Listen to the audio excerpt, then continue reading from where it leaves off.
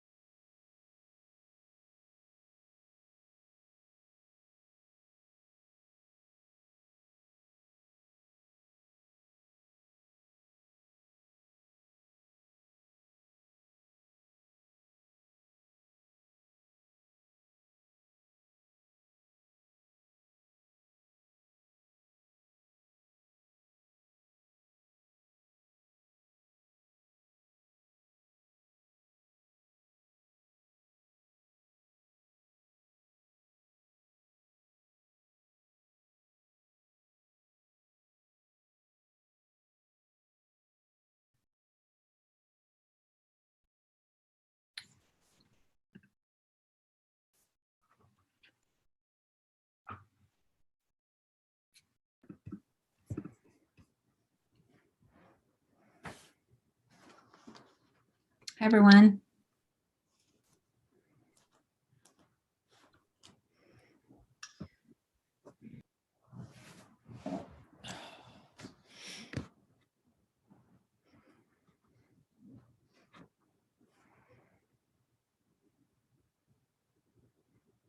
I like your beach scene. Thank you. I'm trying to put myself in that mood, right? I'm tired of the snow.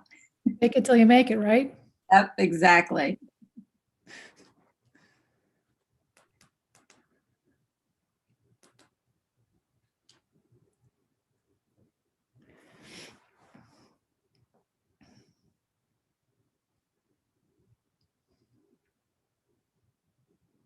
Can I ask a quick question? Yep, I was going to kind of explain what to expect, but I What's didn't want happening? to. Well, there's a bunch more people that are probably joining in. So I was trying to save you all from having to hear me explain more than once. But the one thing I do want to say, in case you're not aware, we are already streaming live. So yes, you can ask me a question. I just want to make sure that sometimes people don't realize that we're streaming already. Right. Oh, I just was curious, the agenda order, that was all. Oh, sure. If you do not have the agenda, I don't think I have, oddly enough, I don't think I have the ability to share. But if you go to the district's website and you go to Board of Education meetings, the agenda should be posted. I think the date is incorrect. It says February 19th, but I'm pretty sure today's the 18th, but it's that agenda for tonight. Thank you, Pearl. Sure. It always Yes, gets awkward while we wait for the meeting to start because we know it's streaming, but yeah. We usually talk about what I'm going to eat throughout the meeting because I always have to eat throughout the meeting. And then just for your information, I know Bro will go through this, but the public participation section is after, like, they call the roll, the Pledge of Allegiance, approve the minutes from previous meetings, and then there's school and community updates, and then the public participation portion is right after those updates. You're on mute. I'm just going to go off video until my portion then. okay, that's fine. I'll see you I know all. you. Thanks, Michelle. I notice it helps for streaming too if you're having a tough connection, if you go off video. Yeah. Sometimes that'll help boost the signal a little bit and kind of get you through.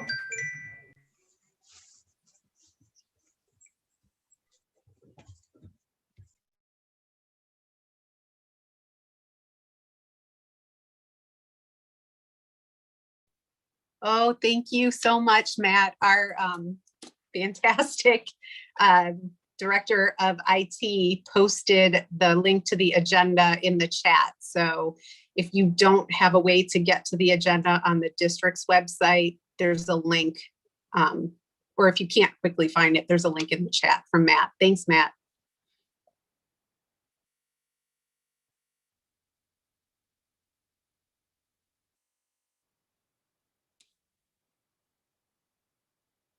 And actually, I think I can share my screen, but I'm always on my phone for these meetings because I need my laptop and my other computer to open so many other screens. And I don't know if my phone lets me do it. I tried to share my screen to get the agenda up and I couldn't do it. Oh, maybe I just can't. That's okay. Maybe the president has different permission. I don't know. I see the button, but it's okay. I'm not going to try it on my phone. I think it's because I'm sharing this background slide. Oh, that makes sense. That makes sense.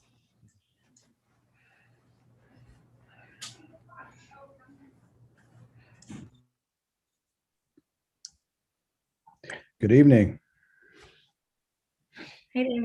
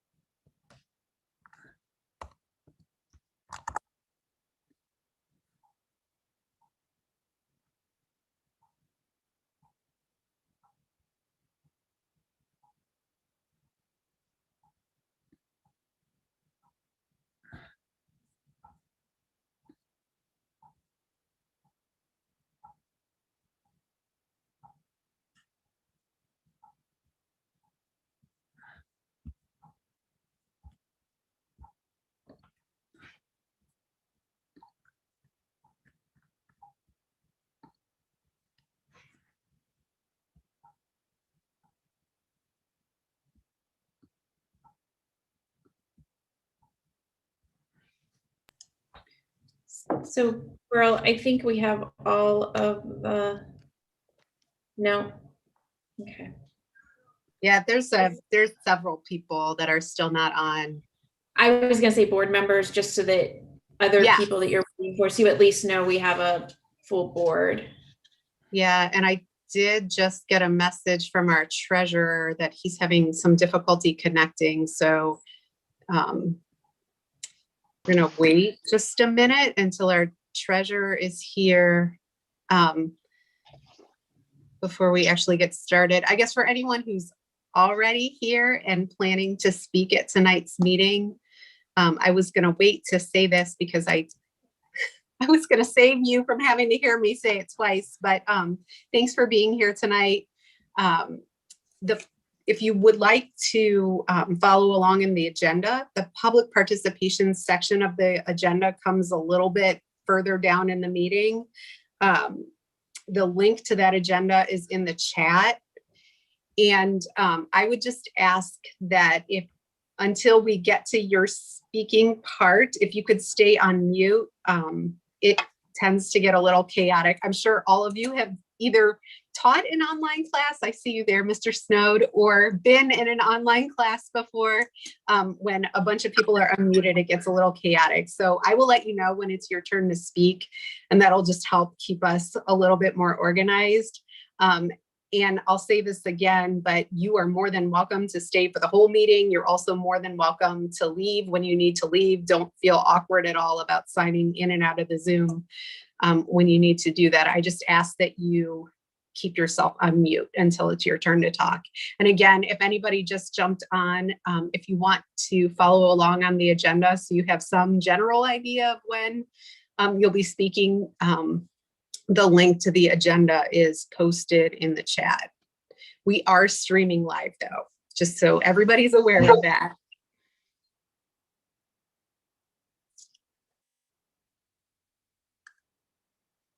And I think Mr. Verlingo, our treasurer, said that he's almost on. So we will give it just another minute until he's here. I'll help you look for him. Thank you. Okay. Yeah, he's logging in right now. Okay, Hello, I'm here. thanks, Mr. Verlingo. I think we are all here and ready to begin whenever you are ready to call the roll. Okay. Mr. Campbell, Here. Ms. Chrysler, Here. Mr. Hairston, Here. Mr. Mooring, I'm sorry, Ms. Mooring, Here. Ms. Pickle Antonio. Here. And if you'll all please stand and join us in the Pledge of Allegiance. I pledge allegiance to the flag of the United States of America and to the republic for which it stands, one nation, under God, indivisible, with liberty and justice for all.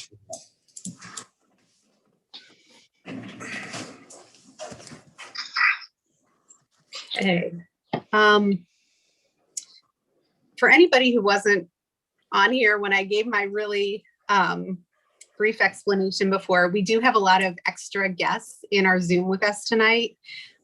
If you are here to speak and address the board and you want to follow along in the agenda so that you know around when you might be talking, that there's a link to the agenda posted in the chat, or you can go to the district's website to see that agenda. But when it is your turn to speak, I will make it really clear so we don't have any confusion, and you'll know then that it's time to come off of mute and you'll have your opportunity to speak. But I just want to say thank you to all of our community members who are here with us tonight. We don't often have community members join us in these meetings, so it's always nice to see additional faces and to hear from you.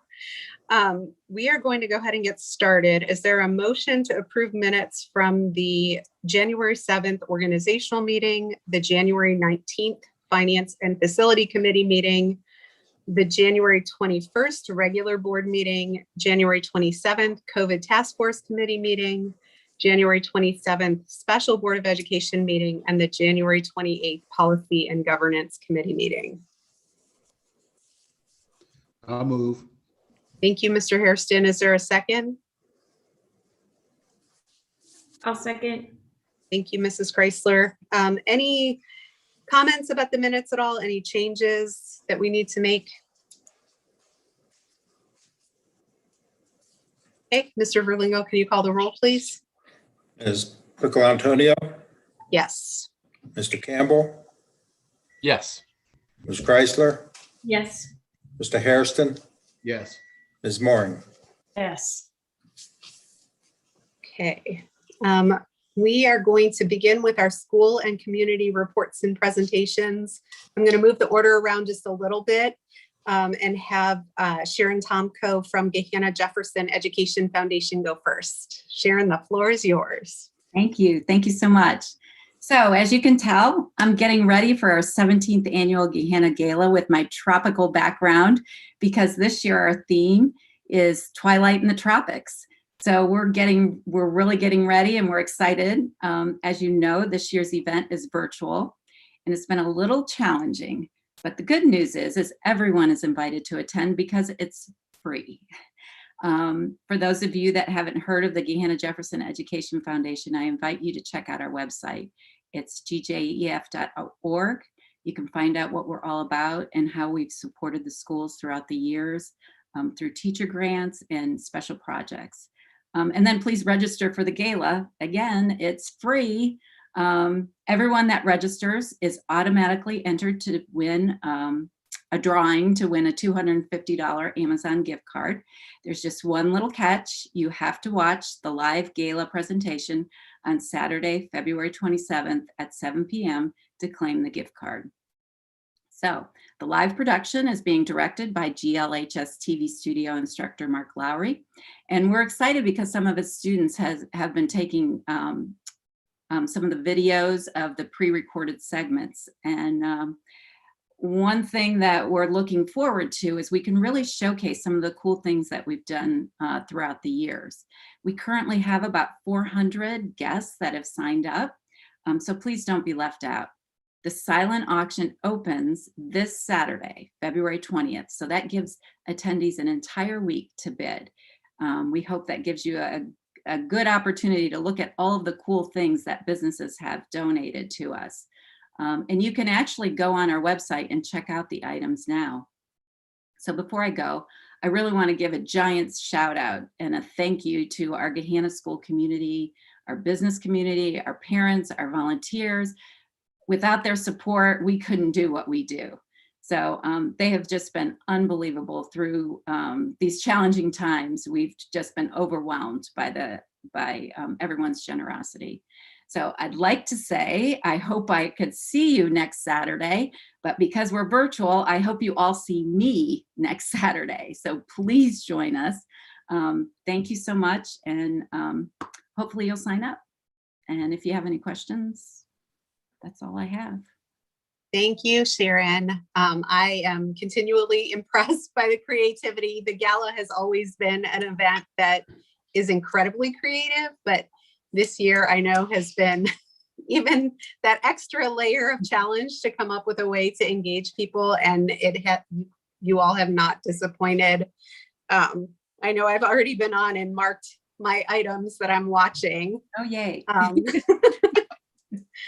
So thank you for everything that you do. Absolutely. Thank you. Any board members have any questions before we let Sharon go?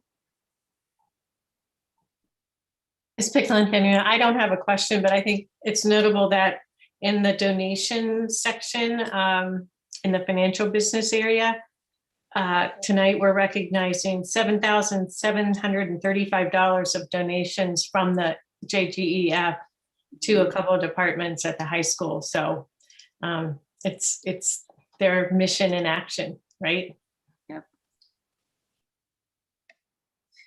Well, thank you so much, Sharon. Thank you. I know I said it before, but I'll say it one more time. You are more than welcome to stay, but you're also more than welcome to go whenever you need to go. I am going to go back to the order that is on the agenda and turn it over to our Gahanna Lincoln Student Council President, Jason Raymond. Hi, Jason. Hey everybody, it's been quite a while since I've seen you. I don't think I've been on this since last year, actually. Back in December, last month there was some extenuating events that I couldn't attend, so I'm sorry about that. I have a short update for you guys today. At Gahanna Lincoln, it has been pretty difficult to work around the schedule, especially considering half of our school has like just not been there for 2 weeks because the snow days have just been miraculously landing on our gold days. So we've been working to find better ways to communicate with our students. It's just been like we've always struggled with communication in student council, and it's just become a billion times harder this year. But we're working on it, and we're finding new ways to work through it.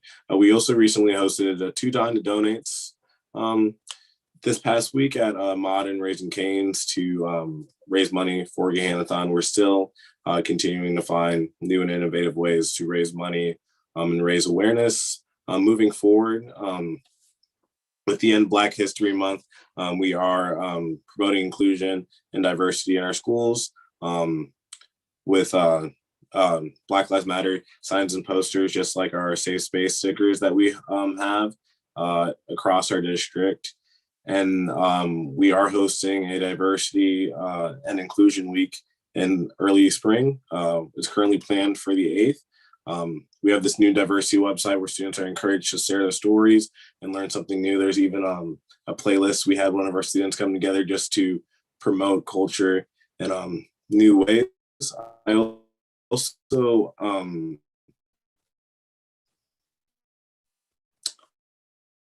presented to Ms. Williams the idea to participate in a social a program that promotes social awareness, like Diaspora or even S Club or a multicultural club. They participate in that, answer 2 essay questions and all the other application stuff, and will be presented at court at graduation. We're currently presenting that to the graduation committee. And then we are also still continuing to work on beautifying our bathrooms at Gahanna Lincoln. That's been a process, finding new ways to do that and whatnot.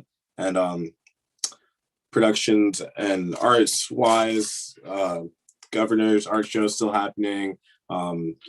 Theater and music groups are finding innovative ways to perform as well. So that's going well, and I wanted you guys to know that. Other than that, we are all patiently waiting for the spring, waiting for that last to start and push through. And while we clean this one up, yeah, that's what I have for you guys today. So thank you. Thank you so much for being here tonight, Jason. I know it sounds like, I don't know if you're gold or if there are a lot of student council members who are in the gold group, but we have had an unusual, I don't know what the probability of having had snow days, not just fall on gold days, but I think they've all been Tuesdays also this year. So I imagine that's been pretty difficult, but I was excited to see that there's going to be a play, right? At the high school? They're currently working on Godspell, which is like the dinner theater. And I know there was a rehearsal for that tonight, as well as Varsity Varieties. Yeah. Yeah, it was exciting to see. I mean, it makes me so sad that Diaspora is not happening this year, but it is exciting to get some updates that we are going to be able to find some creative ways to have performances in some way this year. Any board members have any questions for Mr. Raymond? No, it's just good to see you. Yeah, it is nice to see you. Varun did a great job last month. You can let him know that he did just fine. But we do enjoy seeing your face here. So thanks for being here tonight. Thanks, Jason. Thank you, guys. I will see you next month, hopefully with some progress. Thank you. Thanks, Jason. Next on the agenda is an update from Gahanna Jefferson Education Association, and we have Mr. Snowd. I think Good evening. Yep, there he is. Can you hear me okay? Yes.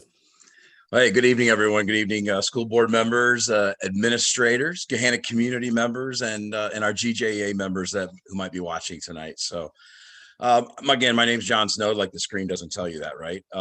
I am a government teacher at the high school. I teach all seniors. This is my 13th year at Gahanna and my 33rd year overall. And I am also a site manager for GJEA, and I represent the high school along with a few other staff. And I'm here this evening to update you on some things going on in our classrooms, recent work of GJEA, but also to raise a concern that is of public interest. First, I'll start with what we're seeing in our classrooms. One, I want you all to know that our staff has really embraced the equity and access directive that we've been working on for quite a while now. And we do it all in our professional development. It's part of our department meetings. It comes up in our lesson planning and our PLC group. So it's very much permeated the fabric of what we're doing, as it should. In the government venue, I can tell you that we started our year off with social justice units, and we worked collaboratively to develop those. And we really were focused on the concept of implicit bias, which, as you know, basically is when you have an attitude or a stereotype about a group that, without your conscious knowledge, you have a feeling about that group. And so you act differently towards that group. So we've really been trying to address that. And for myself, and many, you really wake up and realize that we all have them. And it's definitely something that's a part of who we are in our society. So I think it's really valuable that we're addressing that. In government, we certainly don't have a lack of information or a lack of activity to use in the classroom. The last few years, it's been pretty easy to teach the course without a textbook, although we do use our textbook. We're watching the Constitution and its functionality in play just about every single day. So we've been doing a lot of breakdown of the demographics of Congress so that the students can recognize whether or not and ascertain if the diversity of our country is recognized or reflected in the diversity in our Congress. So we've been doing some things like that this semester. Obviously, with the inauguration of a president, we definitely spent time breaking that process down. We're going to use, for example, the new President Biden's COVID-19 relief bill.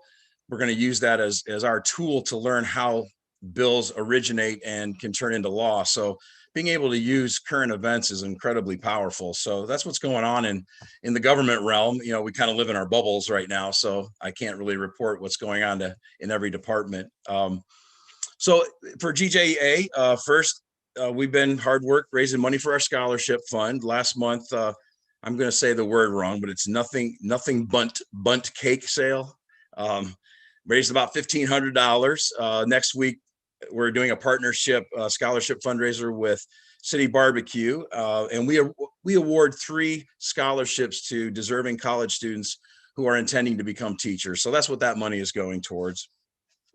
Our bargaining team, the GJEA bargaining team, as well as members who serve on the district evaluation committee, are engaging in statewide training to become well-versed on the mandated changes in the Ohio Teacher Evaluation System 2.0, OTES, as we like to call it.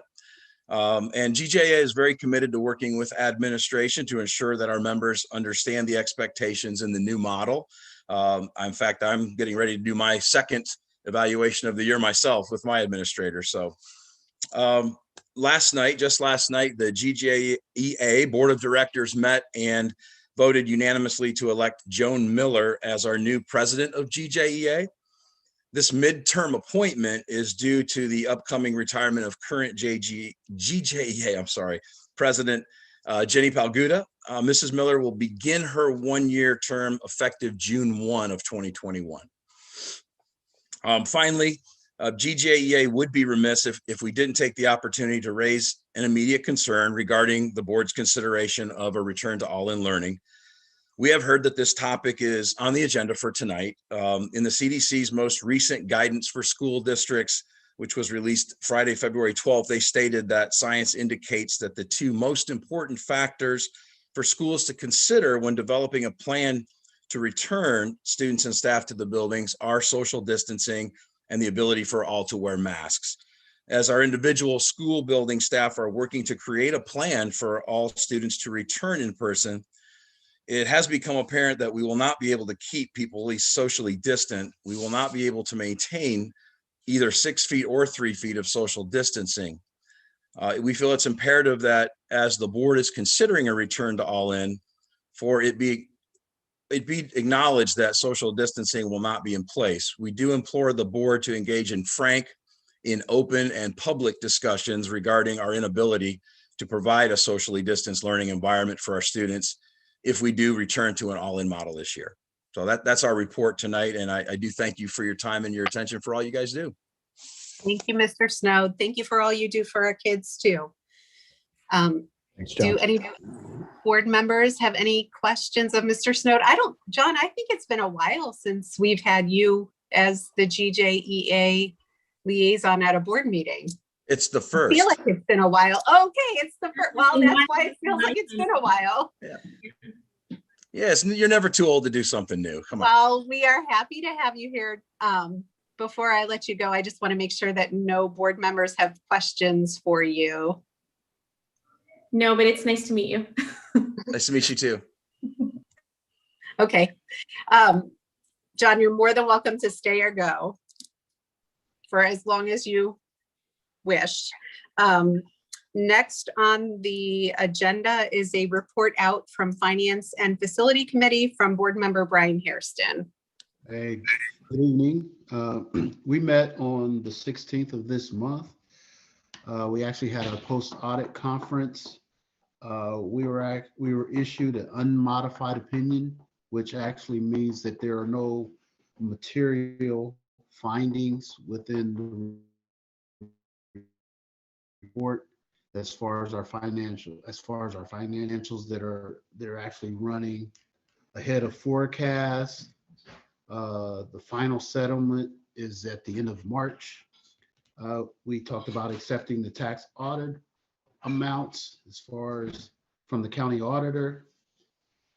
There was an actual brief update on the COPS and bonds that were issued this week, and I'm pretty sure that Mike will probably elaborate on that and the outcome of such.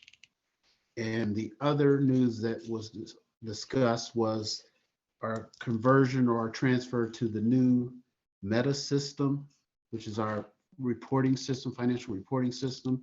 And they're in the process there of working out some of the bugs that they've encountered through the transition and the mapping from the old system to the new system. But Mike has assured us that all's going well there and the employees are working hard to get it right for us.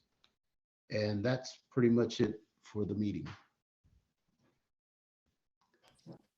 Thanks, Mr. Hairston. Next, we have a report out from Policy and Governance Committee from Board Member Daphne Mooring. Yes, we met our policy committee on January 28th, and we reviewed about 20 some policies. On tonight's agenda, we have 15 that we are going to be voting on, accepting the review and changes that were made. 14 are ongoing policies, and one was made determined to be not needed anymore, so it will be deleted. And we meet again at the end of March. Thank you, Mrs. Mooring. Next, we have an update from, oh, I'm sorry. Somebody. Yeah, it's Mrs. Chrysler. I was just wondering if maybe one of the policies that might not be on our schedule to review, but maybe one that we could review, is the policy regarding communication between teachers and the board.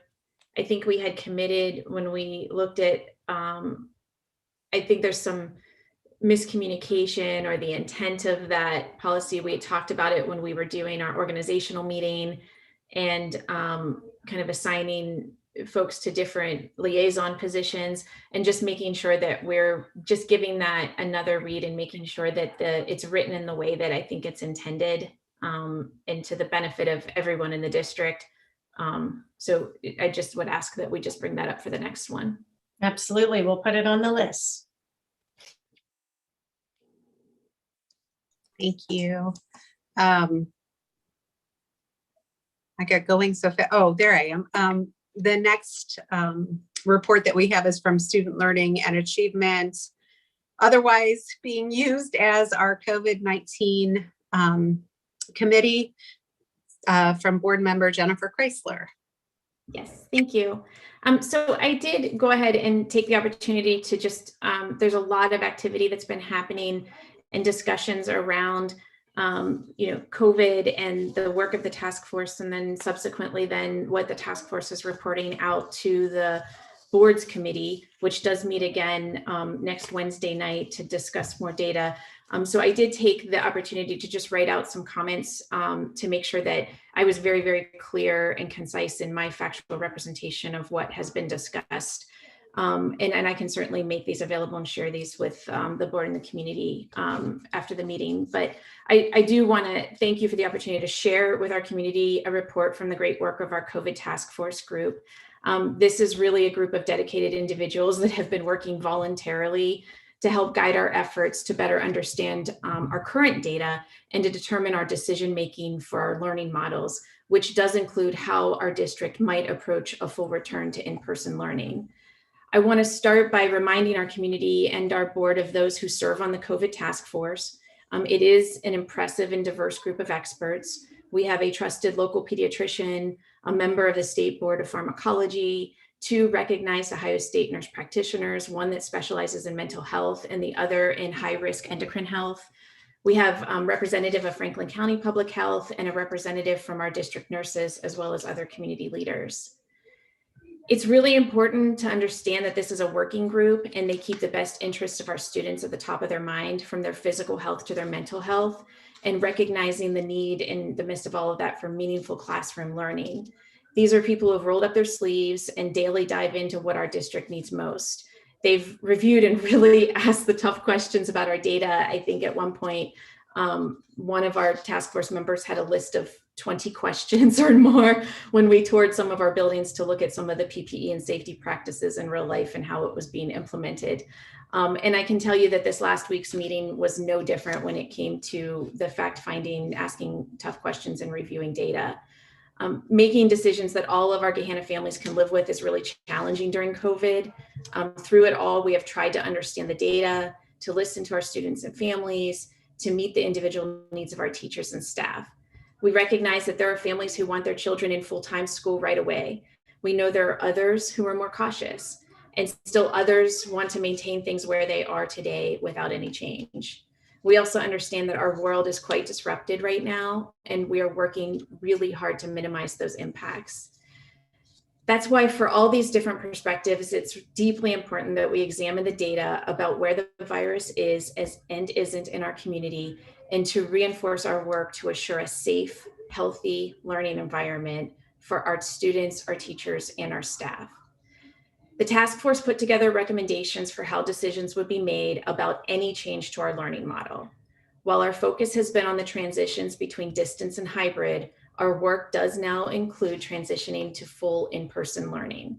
Our task force will devote its time to look at key benchmarks and data considerations, including staffing, quarantine numbers, classroom maps, and social distancing, food service, and transportation. Each of these is an element of our decision-making in the transition to full in-person. I want to share some other reports from this week's meeting that will also be reported out at next week's meeting, in addition to the information from that task force discussion. We are not seeing community spread in our schools. Whether we're looking at individual buildings or at our district as a whole, we have been successful in managing our cases and limiting community spread. For example, our school health team reported that through January 25th of this year, there was one positive case possibly related to school exposure. And since January 26th, there have been 0 positive cases related to school spread since January 26, 2021. Our percentage of student and staff absences due to COVID continues to fall and remains low. And we have been successful in securing substitutes when needed, which was a big issue for us at the end of last year. Franklin County and Columbus Public Health both report to the district that the larger Central Ohio community has seen 4 consecutive weeks of decreases, with cases decreasing by 16.4% in the last week. We continue to study and learn from others who have returned to full in-school learning. We are pleased to learn that many school districts that have been successful in a full reopening have done so without experiencing any increase of community spread. We continue to look at this data. We are working with our transportation leaders to maximize space for students on buses. That includes looking at individual routes and times, as well as training newly hired drivers and building our pipeline of potential new drivers. So if you know anybody that wants to be a driver, please have them contact us. We're always looking for drivers pre, post, and during the pandemic. Our amazing food service teams are planning for our return to school as well. We are confident that the health and safety protocols that have been effective in our cafeteria to date can be maintained with a larger student base. We are adjusting classroom layouts, rearranging furniture, and mapping learning spaces to achieve workable social distancing. And we are listening to public health experts in our community and in adjacent counties about how we can operate safe, healthy schools and protect our students, teachers, and staff when full-time in-person learning resumes. The vaccine is an important and very critical part of that process. We continue to share data and COVID updates on our new GJPS COVID microsite, which can be accessed through the main district's homepage. This was one of the original recommendations and requests of the task force, and this was done, I think, in pretty quick order and is a market improvement from the old information that we had up in the district. If you haven't visited the site yet, I encourage you to do so and to bookmark it to return regularly. We have streamlined our data presentations, updated our school information, and the result should be a site that is far easier to navigate and understand than it was before. And it should have accurate data that reflects what is actually happening with the virus in our school community. I want our school community to know and our board to know that we have never taken health and safety more seriously. From our human resources team to our transportation department, and from our food service operations to our building leaders, everyone is involved in this process. Our building leaders, teachers, and staff are working every day on innovative solutions and new approaches to health and safety. This is our responsibility, and we will continue to make it a priority. Our teachers have been incredible. They've been resilient and committed in the face of a continuing pandemic challenge. We thank and appreciate them for their continued dedication to our students. They too are a critical part of ensuring that we can provide safe, healthy buildings and classrooms for our students. Keeping our teachers safe matters deeply to us as well. We are thrilled to share that more than 9 out of every 10 Gahanna teachers and about 94% in all have received the COVID-19 vaccine. Think about what this alone says about their commitment to being healthy for our kids. Also, our school nurses are unsung heroes, doing great jobs of caring for our students and families, while also collecting data and reporting on COVID so that we have accurate numbers with which to make decisions. This was a tough task that we asked of them. It's easy to overlook important work that they're doing, but we should not do it. They've been amazing during the pandemic, and they've also been amazing at the data collection that's required in order for us to understand what's really happening in our school community. I also want to thank our students and families, maybe most importantly. Each day and every day, whether they are learning online or learning in hybrid, our students demonstrate by their actions and choices the ability to adapt and engage despite the worst of the pandemic. Parents and families, you've done a great job of setting expectations for them and helping each of them recognize their individual responsibility for health and safety practices. In the beginning of the pandemic, we talked a lot as a board about grace, and that still needs to be extended as we move throughout the latter part of this pandemic. I simply want to say a giant thank you to everyone who's given their time, their talents, and their commitment to our students in our district. The difficulty of these times is dimmed when you consider the passion that everyone puts into each day to make sure Gahanna kids learn and thrive, even in a pandemic. So I hope we can all take a moment and pass those thanks along to one another and those that are serving within our district. I can answer any questions that you have. Any board members have questions of Mrs. Chrysler?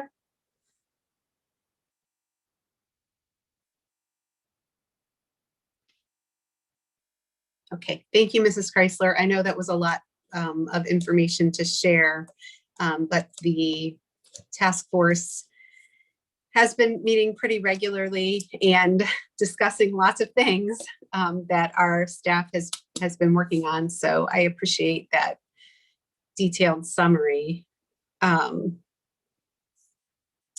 We are on to the public participation section of the agenda, and I think I mentioned at the beginning of the meeting, we do occasionally get people who submit public participation statements, but it's rare that we have the opportunity to actually have people who are willing to come on screen with us. So I want to thank all of you who are here with us tonight to address the board.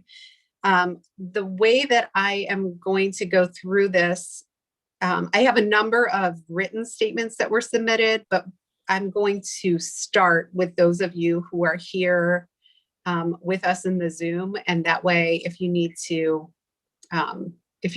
sorry, I'm just flipping through to make sure I'm seeing everyone who's here. If you need to leave after you speak, you'll be able to do that. But I'm going to go in the order that I have I'm going to start with, we have a couple students who are here.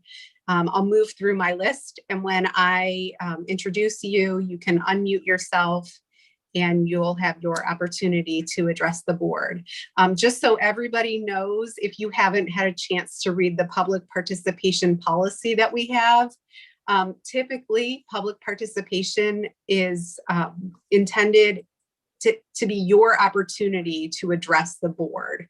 It's not a dialogue between you and the board or you and anyone else who's in the meeting, but it's your opportunity to speak about the things that you're feeling, things that you're thinking. And then very often there's follow-up that will need to happen based on whatever it is that you've brought to us. And that follow-up will happen after the meeting with the appropriate district staff who needs to follow up with you. So that's why we ask on that form that you give us your contact information.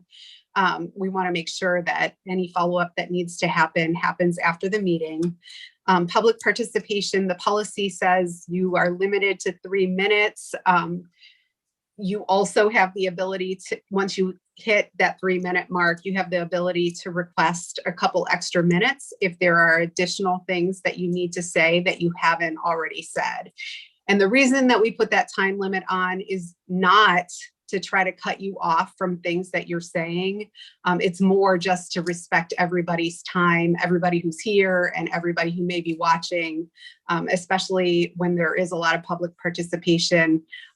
If you've seen our agenda, that's just the very beginning of our agenda. So we want to try to keep things on somewhat of a schedule so that people aren't here all night long. But if you do need extra time, and by the way, I've got like 50 devices open here, but I don't have a way to time you. So I fully expect that we're not going to run into any issues with that. Just please try to be respectful of each other. So we are going to begin with Maya Weber, who I think is a sophomore at Gahanna Lincoln High School. Maya, you correct me if I'm wrong on the grade. Yeah, I'm a sophomore. Thank you. Okay, you can go ahead, Maya. 2020 and 2021, 2 years that won't be forgotten from any teen mind. The struggle, the frustration, and more importantly, the lack of uncertainty. After nearly 12 months of being displaced from school, we have a slight glimmer of hope to achieve at least some sense of normalcy. But that decision lies in the hands of all of you. I found it important to speak today to share the students' perspective. I sent out a survey to the student body to gather some data, to ensure I speak for the majority and not just myself. Some of the results were glaring problems and more so reasons as to why we need to be in school full time. 80% of students say their mental health has gotten worse or stayed the same since we have been displaced from school 5 days a week. For a district that claims to value mental health, your students are struggling. How can you ignore the struggle? In the last 16 months, we've had 3 tragedies within our student body, which led to 4 unexpected deaths. Though you can do nothing about these tragedies, it is important to acknowledge the process of how teenagers cope. We cope by gathering those who we trust, sharing memories, and talking through feelings with trusted adults. I understand we are in an ongoing pandemic and gathering in large groups is strongly discouraged. However, if we continue to keep the hybrid schedule, you are suffocating your students from the vital resources they need, like the teachers they trust, the peers they share memories with, and the building we all get to call home. Being split in 2 groups minimizes the amount of time we can receive help and cuts in half the people we can share stories with. The district's vision, mission, belief statement lists the #1 belief as significant learning happens when students form significant relationships. These relationships cannot be formed when we only have half the time to create them. Everyone talks about the Gahanna education because, in all honesty, we have amazing teachers who do amazing things to ensure quality learning can occur within the walls of all 11 schools. But this learning is put on hold and slows down when teachers are only able to see us face-to-face for 3 days in a week. In agreement with that, 85% of students believe they learn the most when they get 5 days of instruction. Let's discuss the challenges. The #1 challenge is we are in an ongoing pandemic, and ultimately safety comes first. I took a deep dive into our school's data, other schools' data, and our students' opinions to seek how safe we are given we go back full-time. According to Superintendent Barrett's email, 94% of teachers and staff elected to take the vaccine. And according to the CDC, the Pfizer vaccine is 95% effective.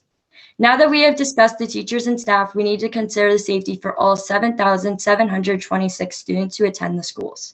I conducted some research and found a school district that has a similar amount of students and attends full-time. Centerville City Schools, located in Southwest Ohio, has 8,012 students. These students are currently attending school on Monday, Tuesday, Thursday, and Friday, all at one time. Wednesday is a remote learning to allow for the building to get cleaned. As of Monday, they had 9 positive COVID-19 cases. This is about 1/1000th of their student population. In another aspect, 73% of our students agree that they see peers' masks are being worn appropriately. When we are in hybrid, students have taken the initiative to follow CDC guidelines. These practices would not change when we go back full-time. In conclusion, it's vital to your students' success, mental health, and social life to have us attend full-time in one group. We would be achieving an overall better education, which will prepare us for our state test. Our teachers are safe and vaccinated, and students are protected with appropriate mask wearing. It is time we take on the challenge, stop following other districts, and lead the charge in getting students the education they need, deserve, and want. Thank you. Thank you, Maya. You did a fantastic job. The next student that we have who's here with us tonight, who is going to address the board, is Katie Bailey, who is a freshman. Hello. Hello, Superintendent Barrett and other school board members. I am Katie Bailey, a freshman at the high school. I'm here to talk to you today about why I feel it's important to offer a 5-day in-person school option. To start off, I would just like to thank you all for having me today. Now, as we all know, the school year has brought many challenges for staff members, teachers, and students, but I truly believe that our schools work more in harmony when we get to see each other face to face. I can remember the days back in the fall when we were completely distant at home. Those days got very hard. It became hard to find motivation, and talking with some of my fellow other peers, we agreed that it became hard to stay engaged and eager to learn. Now that we have gotten more of a chance to go into the building more, I see more of a bond with my teachers. I'm also more motivated at school, and I want to take in all the information with my different teachers that they have for me so I can become more successful. I feel as if going into the building more will end in more of a positive result than negative. When students are also in the classroom, there are less distractions than at home, like cell phones, TV, music. All of these distractions that can affect our learning and our attention span. These distractions cause students to fall more behind because simply we are trying to teach ourselves sometimes. I felt a clear growth in my academics this year when we are more in person. Altogether, as a student, I truly believe that when we are in the building more, we are more motivated and we are away from our distractions.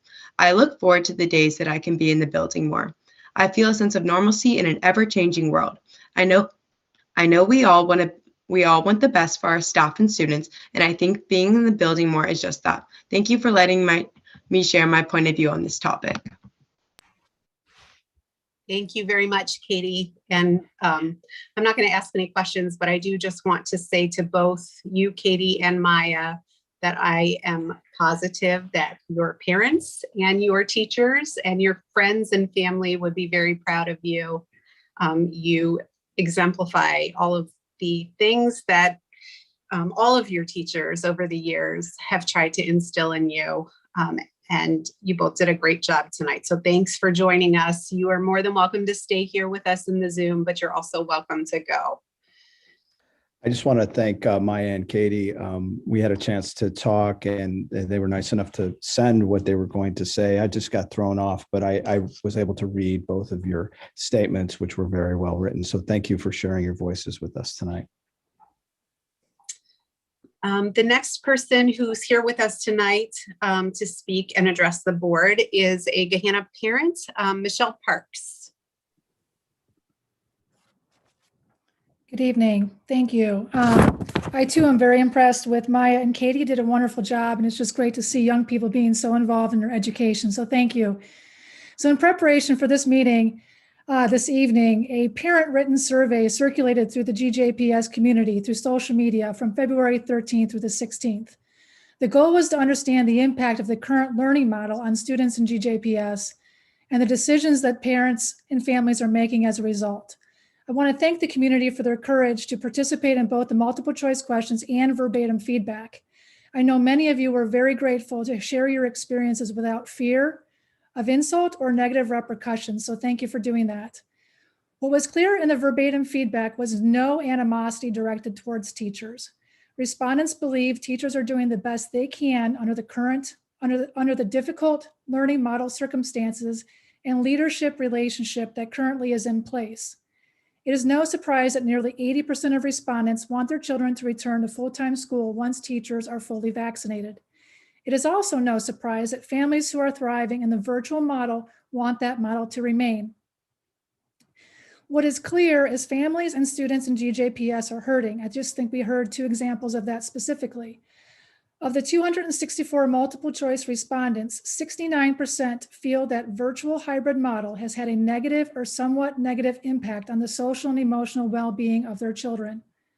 54% of respondents have felt the need to talk with a professional about the social and emotional needs of their children. And finally, 49% of respondents have either made plans to, are actively seeking to, or want to, but can't leave for education outside of GJPS for the 2021-2020 school year, which was a very surprising statistic. Community members are growing weary of the dysfunctional relationship between Gahanna Jefferson Education Association and the Gahanna Schools leadership that is being played out publicly. The strength of a three-legged stool depends on each leg working together in unison to prevent the seat from tipping. Our three legs, it is perceived as the superintendent, the school board, and the teachers union, are all at different lengths. Our district is currently at a tipping point, and our children are the ones who are falling off that seat emotionally and academically.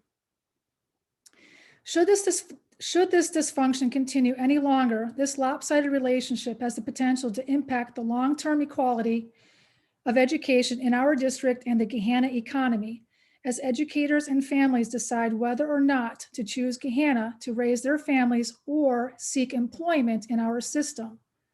As a leader, I am asking, what are you willing to do to improve the leadership culture to strengthen our schools? There is no doubt that parents want the option to get back to full-time learning. Parents want to see their children are receiving the same opportunities as those are in other highly rated schools and communities in Central Ohio.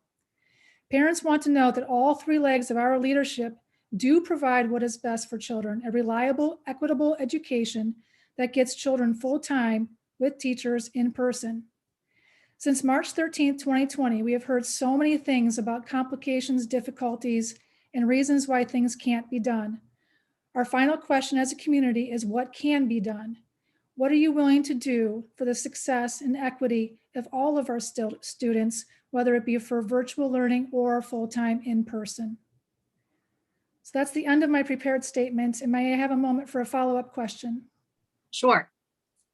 So I heard Mr. Snowd talked about the possibility and the distancing challenges that are obvious here within our overcrowded district, and that the 3-foot or 6-foot distancing may not be possible. The follow-up question I have is, I would like to know how that was determined. And I would like to know how is that possible to be determined if we don't know how many students would be returning full-time? That was my follow-up question for the board. And I also want to point out the importance of Ms. Chrysler's statement about lack of community spread, and that only one one case has been able to be tracked back to the school. So I appreciate the time this evening, and thank you very much. Thank you so much, Mrs. Parks. I know Mrs. Chrysler said it in her remarks, but for anyone who is asking that same question that Mrs. Parks just asked, we do have a student learning and achievement / COVID community public meeting scheduled for next Wednesday night at 6:30. And that'll be a more detailed conversation about that question and other questions that people may have. The next person that I have who's here with us in the Zoom tonight to address the board is another Gahanna parent, Tyler Abrams.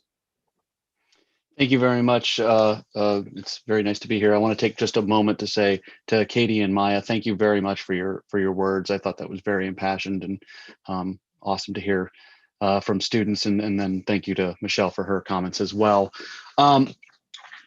Thanks for allowing me a few moments of time tonight. I'm here to speak for the children of the Villages of Gahanna neighborhood. We're south of Morris Road and east of the creek. We were informed, like many parents last week, of the sudden plans to redistrict the schools. I say suddenly because while I know that Gahanna built a new Lincoln Elementary and we're expanding some of the middle schools, the potential for change that could come with that was always there, but it felt sudden due to the lack of clear communication throughout the process, which seems to be kind of a common theme lately. We confuse lots of emails as effective communication. So on Sunday, December 6th, I received the same email twice, about 15 minutes apart after 7 p.m., informing the community about the redistricting plans and inviting community to join a planning committee.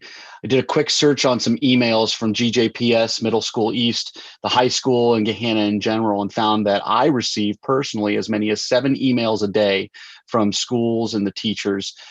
It's easy to understand how this communication can get lost in the shuffle. This one communication, this very important communication. I missed this email, but at least 2 people in my neighborhood didn't, and they applied to be part of this committee and were denied. That means our neighborhood did not have a voice in the process that's going on right now. The committee had representation from different schools, but not a coalition of different neighborhoods. We found out about the proposal last week, and my neighborhood literally came alive. We mobilized and engaged with people who live closest to us to get their thoughts on the proposed change, especially in plans 1 through 3 that were being floated by the district. I understand that the committee is no longer presenting the recommendations tonight, but I thought it was important to come and implore this board to make sure that any plans that move forward don't include the Villages of Gahanna moving away from Jefferson Elementary and Middle School East. Any plans that involve us moving should be voted down. A team of neighbors and I put on our masks and braved the snow to go door to door to every house in our subdivision. The overwhelming response to any proposed move was negative.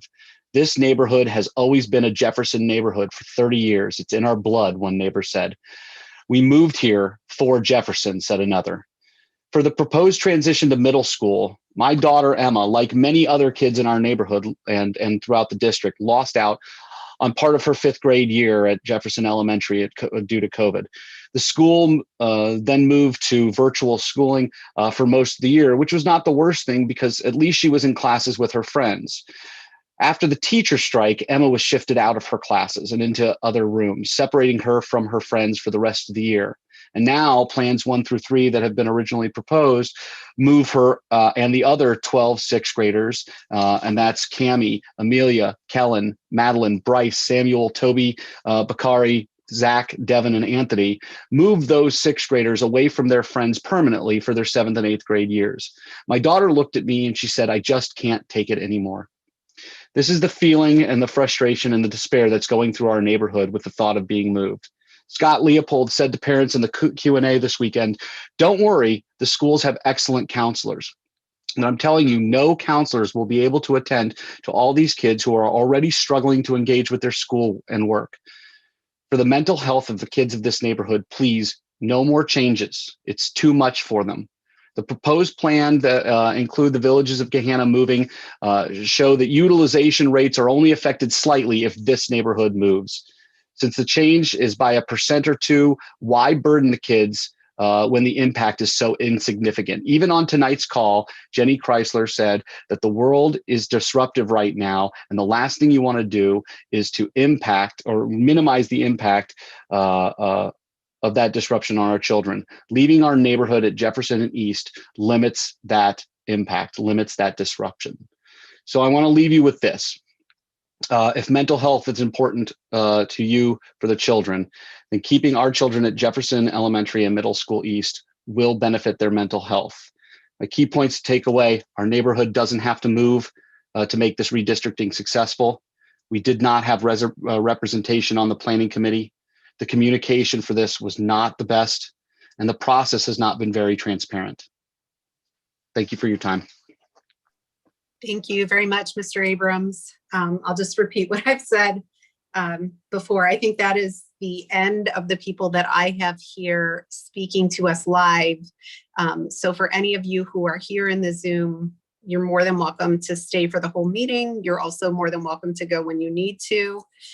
There is some more public participation in the form of written statements, and I apologize in advance to everyone. You're going to have to listen to my voice as I read through these, so just bear with me. I did actually just a little while ago receive one additional public participation request from Christiane Lawson. And unfortunately, that request came in after the meeting had already started, and there's not a written statement. So what I've asked our superintendent to do is to follow up with Mrs. Lawson after the meeting. And if she does intend to speak at a board meeting, staff will help walk her through how to do that. So Christiane, if you're out there listening, I apologize. I just saw the request. I don't see a written statement to read, but someone will follow up with you. The first written statement that I have is from Katie Khalil. The topic to be addressed is return to school. And the topic comments are, I know you are considering a return to school, and that is no easy job for anyone. No matter what, there will be moaners and complainers. I want to express my support for a return to school 5 days a week. The next statement that I have is from CC Burkhart, and the topic to be addressed is returning to school full time. The topic comments are, I believe it is extremely unfair for our teachers and their family to return full time. I think this is meant to say, I for one am not ready to have a school full of students and knowing there is no way to social distance. The high school hallways and stairs are full even now. Why can we keep the school schedule we have? Can't we keep the school schedule we have until the end of the year? I'm sick of all this switch back and forth. Thanks for your time. The next statement that I have is from Tracy Clay, and the topic to be addressed is redistricting. Tracy's statement is, I have lived in Gahanna for almost 40 years and have taught in Gahanna schools almost 20 years. Both of my children attended and graduated from Gahanna schools.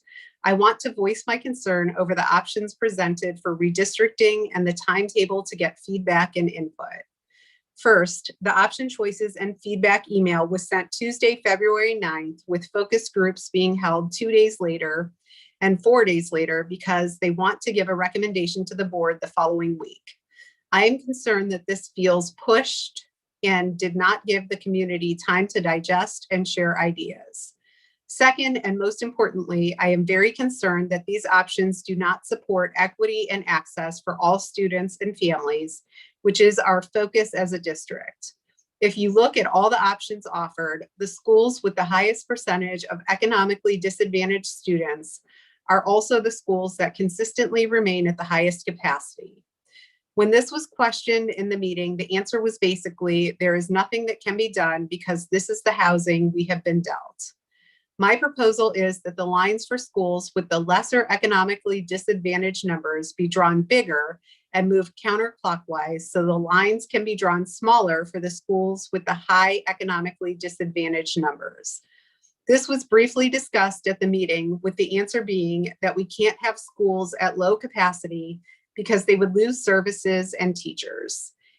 Is it not possible to keep the same number of teachers and have much lower class sizes and keep all services such as intervention specialists, counselors, nurse, clinic aides, etc., as a way of showing that Gahanna truly is committed to whatever it takes to have equity and access for all students? I have now taught at schools with both with a high number of economically disadvantaged students and also at schools with a low number of economically disadvantaged students. Any Gahanna teacher who has had this same experience will agree that smaller class sizes with all the support staff and services kept in place would make such a difference in giving access to an equal education for all Gahanna students. I implore the board to please not accept any redistricting plan that keeps the highest economically disadvantaged schools at the highest capacity too. Thank you for taking the time to read this letter and for considering what is on my heart. Tracy Clay. The next statement that I have is from Staja Hoflich. I hope I pronounced that correctly. The topic to be addressed is redistricting. Please do not move the Villages of Gahanna area to another elementary or middle school. And Staja's statement is, our students have suffered enough upheaval and inconsistency this year. We absolutely need the consistency for our children to stay at their school. The district should only uproot students where it makes a huge difference, and it is necessary. And this neighborhood, Villages of Gahanna, and adjacent areas at north end of Cherry Bottom is just not for making the numbers in our district more even, equitable, and bringing students close to their neighborhood school. We bought our home last summer and are tax-paying involved community members who plan to stay in Gahanna for the entire school careers of our children. This is absolutely so stressful and frustrating that we almost regret buying here at all because we did so for our kids to stay at Jefferson Elementary until they go to middle school, and we chose for them to go to Middle School East as well, not Middle School West. The next statement is from Christine Provan, and the topic to be addressed is redistricting. The statement is, my name is Christine Provan, and I'm the current president of the Villages of Gahanna Homeowners Association. Our neighborhood represents over 300 homes in the Gahanna Jefferson School District. Our members have many concerns over the redistricting plan that would redirect students in our neighborhood to Chapelfield Elementary and Gahanna Middle School West. Here are a few of our concerns. Number one, overcrowding concerns. Redistricting the Villages of Gahanna would cause overcrowding of Chapelfield and Middle School West in the first three options. Crowded schools have lower test scores, higher student and teacher absentee rates, and even more violence. If that school is located in an economically challenged area, the effects are even worse. Tons of research out there to support those statements, Berkeley, Brookings, and many, many more.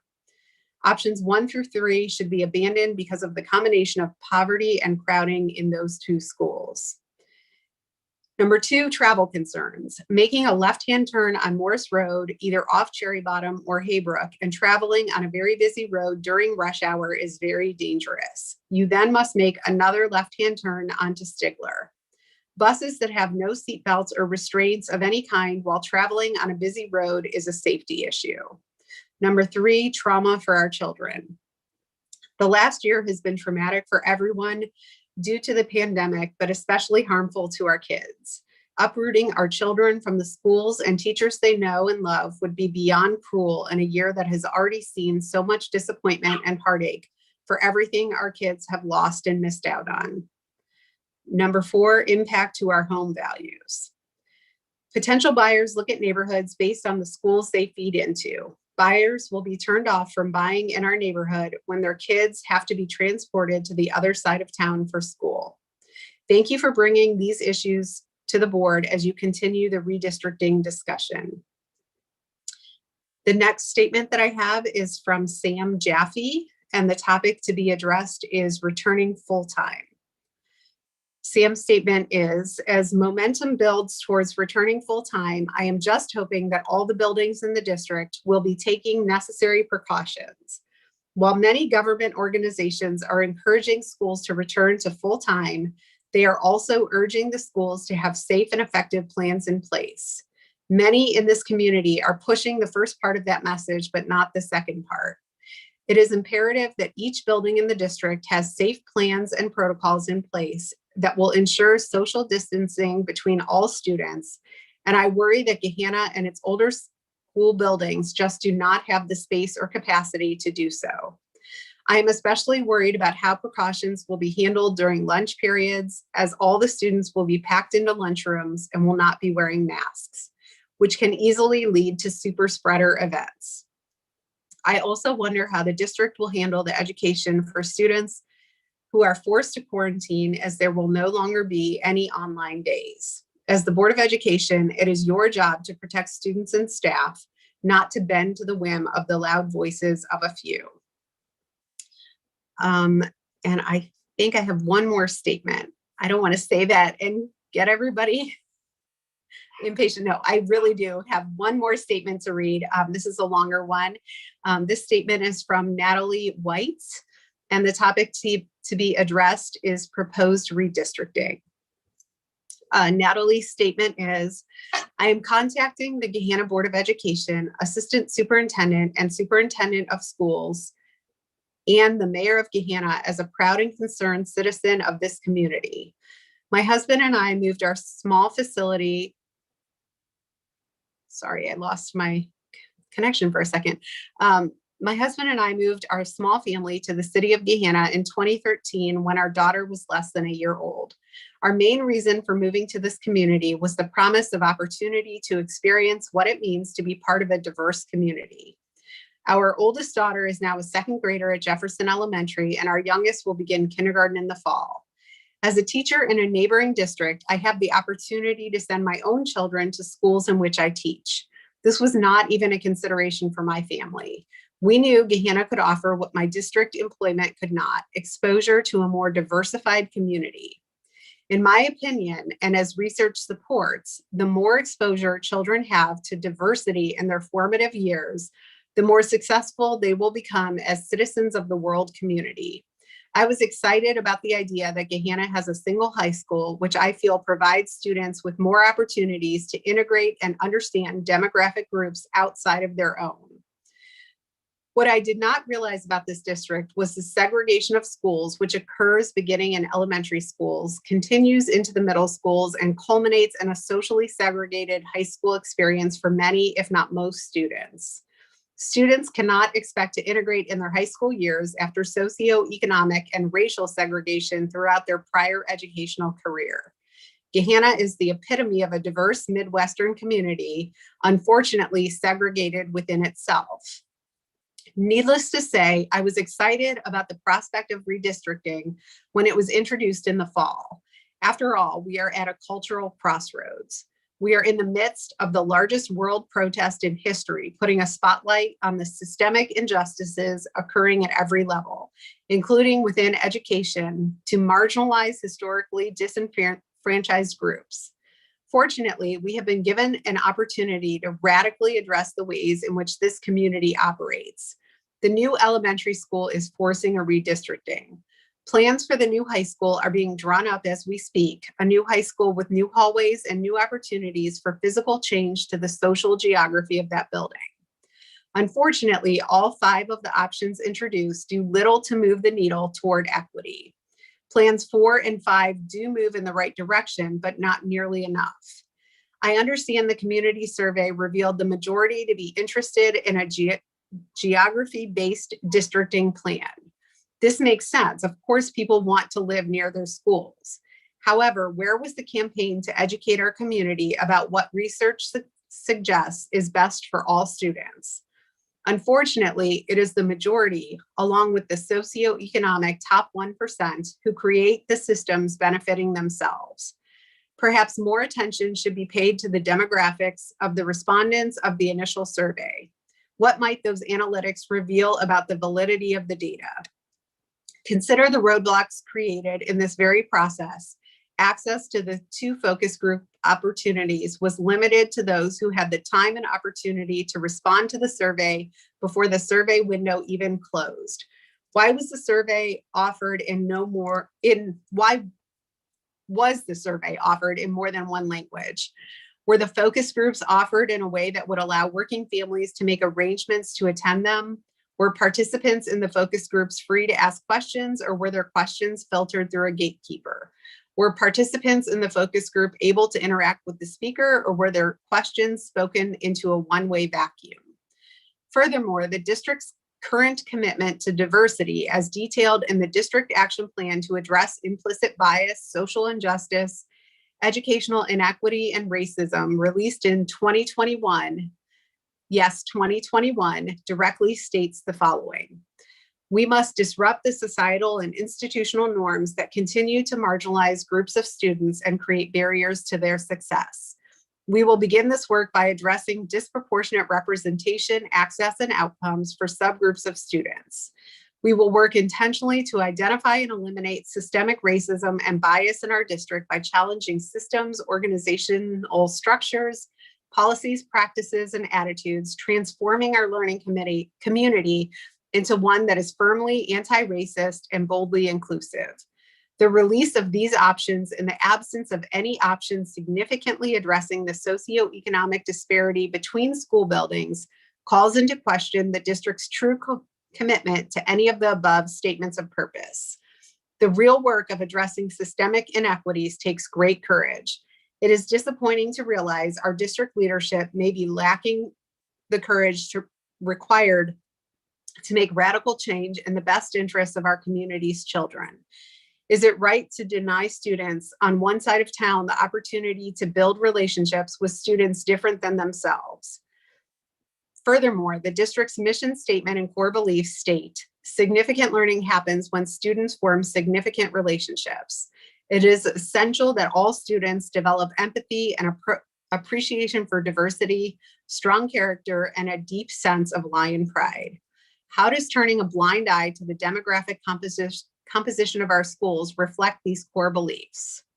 Recent ODE schools data reveal that some schools in Gahanna are facing more obstacles than others, and those obstacles are hurting the overall building performance. It is not enough to rely on Title I funding to fill the achievement gaps. How are district resources allocated beyond Title I funding to equalize outcomes from one building to another? How are these and Title I funds utilized? Are they put toward the purchase of educational consumables and products, or are they used to increase staffing in ways that impact student growth and achievement? As a teacher myself, I know firsthand the educational challenges that can come with students dealing with food insecurity. The resources that come with Title I funding cannot completely meet the academic needs of these students. Research reveals great benefit to all students who experience exposure to a diverse community. As a parent who specifically sought out Gahanna schools for my children to have diverse opportunities, I sincerely ask for the district to re-examine the intent of the redistricting and the value of diversification for all of our learners. To be clear, I have no doubt my own daughters will receive a solid academic experience at any of our Gahanna schools. I have been beyond impressed with the hard work and dedication of the teachers and principals who have worked with my daughter for the past 3 years. My concern is the community at large and the potential of a missed opportunity. I thank you for your time and attention. And just to be clear from me, I was only apologizing not for the statements, but just that you had to listen to me read through all of those statements. So I mean, as always, this is a board who very much values transparency and that engagement with our community. So I just want to one last time say thank you to those of you who were here with us tonight and those of you who submitted written statements. Also to those of you who email or have called and reached out. We are very, I think I can safely speak for all of my colleagues and say that we appreciate that feedback, that dialogue. So thank you. We are going to move into the main part of our agenda now. And we're on page 3. Are there any additions or deletions or changes at all to the agenda tonight?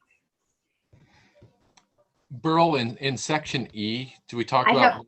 I have my note. I was gonna. Excellent. I mean, we could do that now. I guess we could modify the agenda now. That might be Whichever cleaner. is best according to procedure. Let's actually, why don't we go ahead? I have a note to myself to do it when we get there, but we can go ahead and make that modification now. Does anybody have an objection if we separate out items number 13 and 14 from letter E in human resources? Does anybody have any objections to doing that? Okay, so we will modify the agenda. Mr. Verlingo, do I need a motion to modify the agenda?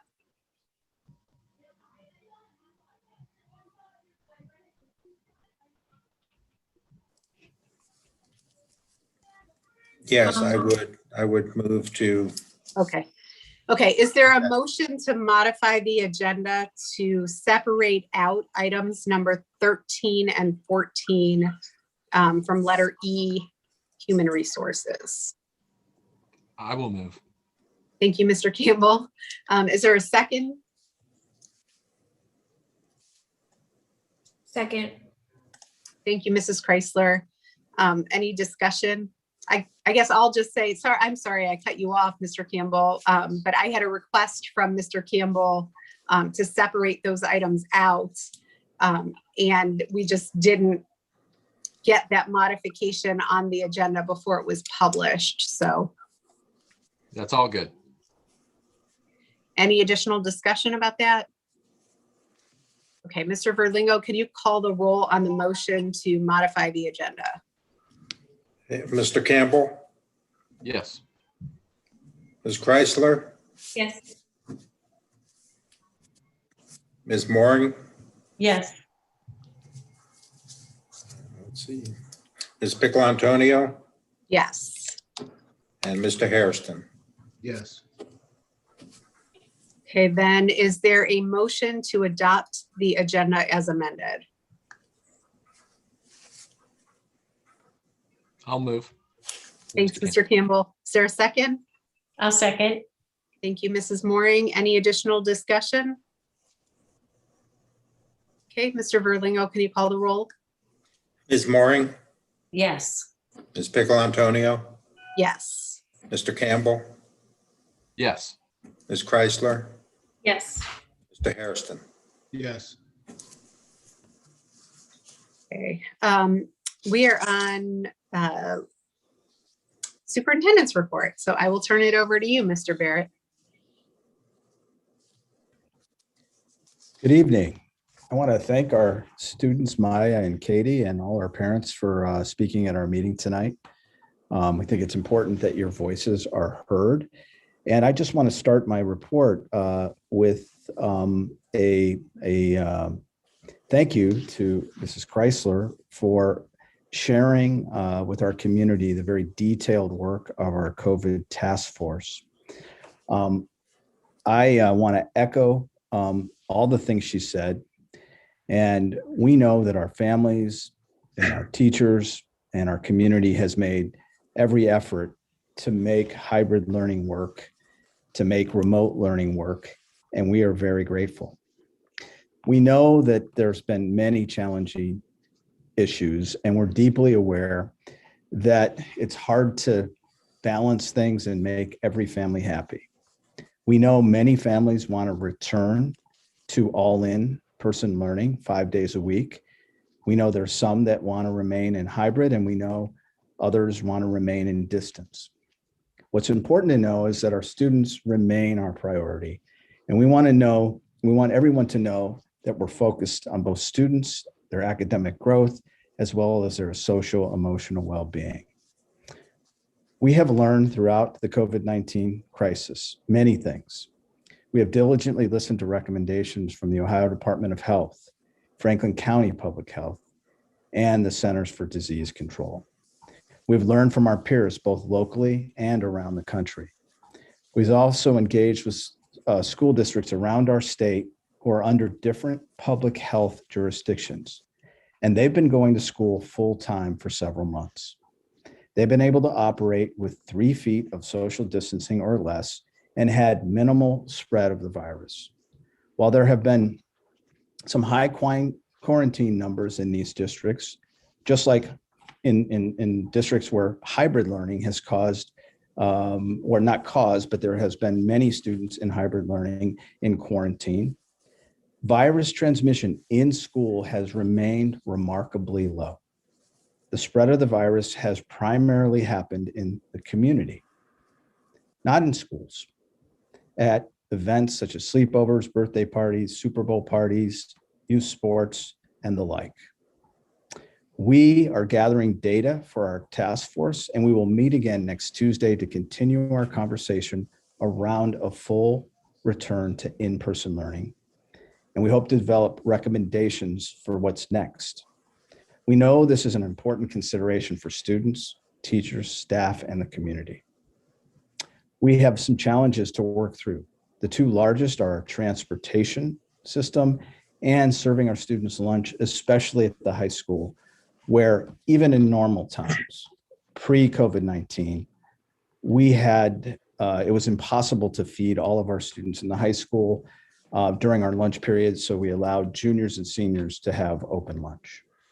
So there are barriers, and we're going to work on solutions to those barriers.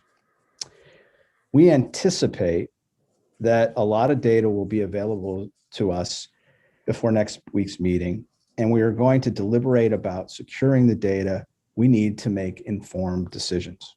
Specifically, we want to spend some more time exploring data that will guide our decision-making, including the impact of our current learning models on student mental health, how our mental health teams, teachers, and counselors support students and families in learning model transitions, understanding the specific impacts on students in specialized programming, understanding whether there has been COVID spread in districts and in buildings that are all in, and what that spread is like, and what the percentages of the spread is with limited social distancing. We want to understand health and safety strategies and operational guidance from schools currently in all-in models. And we want to understand specific approaches for safely creating lunchrooms, food service programs, cafeterias that can be cleaned deeply between lunch periods, and where there can be some social distancing when students are eating lunch and they have their masks off. So there's a lot that we have to understand and we have to work through. We're also we'll be looking at doing a survey to hybrid families about their preferences for a learning model selection. We will also be asking parents in that survey if they would be willing to drive their students to school. Many districts have done this. We have a shortage of bus drivers. Many of our bus drivers are of the retirement age, and they take a job as a bus driver after they've retired from another line of work. And several have permanently retired because they are afraid of contracting the virus. We have brought some of those drivers back. They've gotten the vaccine, and we're still going to be short. And we've put some things in place with our onboard instructors to train drivers full time. So we have 6 in training right now and several more soon to begin, we hope.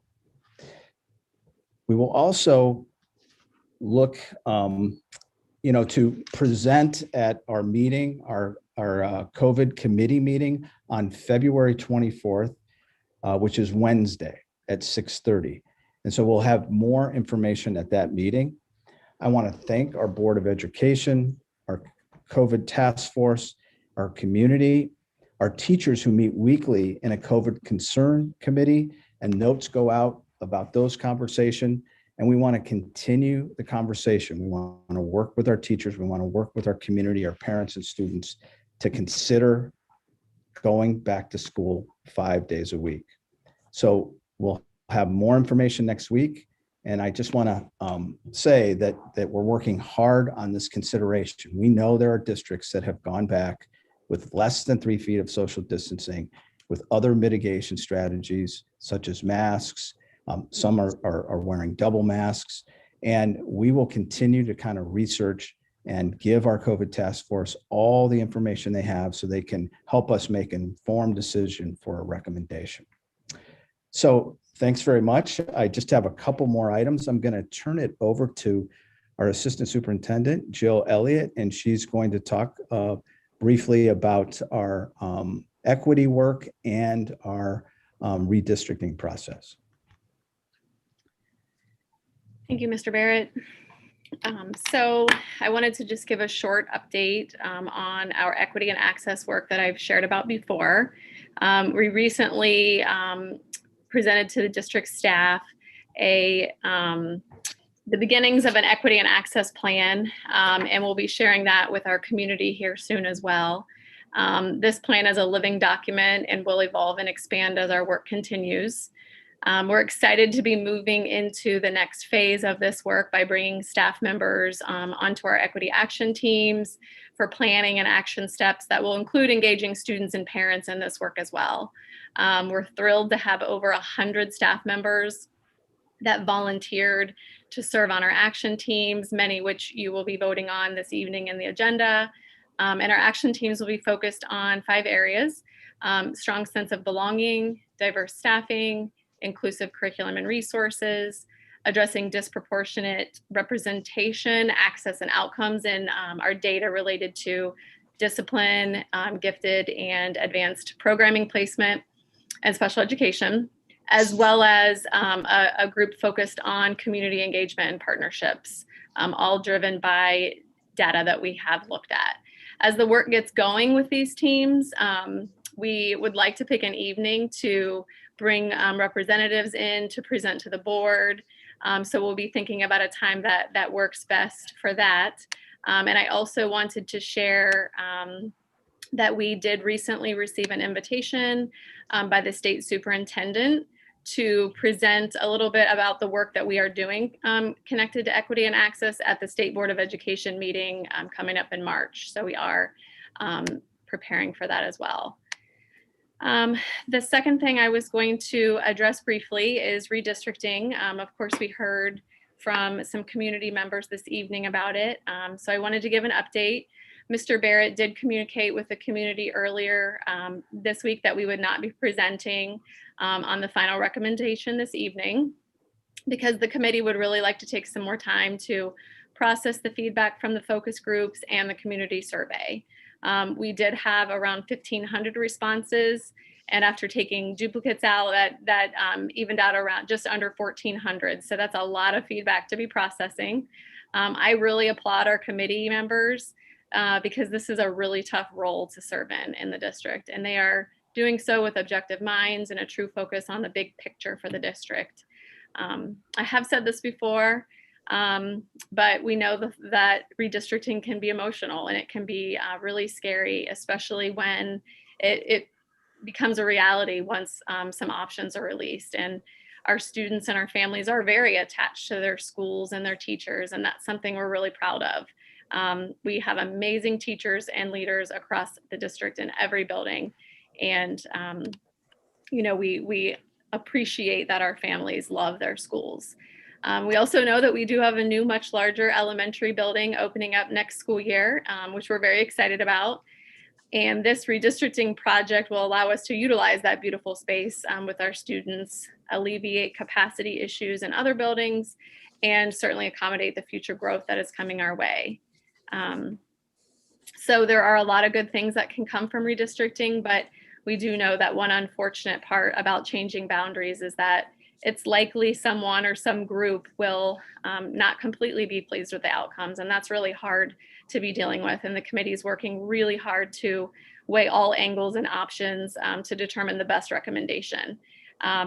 Because certainly, making adjustments in one particular area, and when you don't make adjustments in one place, it means it's happening somewhere else. And so there's always just, a group somewhere that is maybe not pleased with the outcome. However, once the committee has finished reviewing the feedback, we are meeting again next week. And when they're ready for a final recommendation to the superintendent, we'll work with the board to plan the best time for a presentation from Cooperative Strategies consultant Scott Leopold. And, we will make sure that we notify the community so that they are aware of the presentation and can tune in for those that are interested. And that's all I have right now. Thanks very much, Jill. I just want to talk a little bit about our winter athletics. I'm very grateful for our athletic directors at the middle school, Jennifer Henley, all of our coaches at the middle school. The winter season has concluded there. They worked on mitigation strategies. They had full seasons. There was some quarantining, but kids got to play. And it wasn't, like a normal middle school season, but it was as best as we could make it. And I'm very proud of that work and I'm proud that kids were able to play.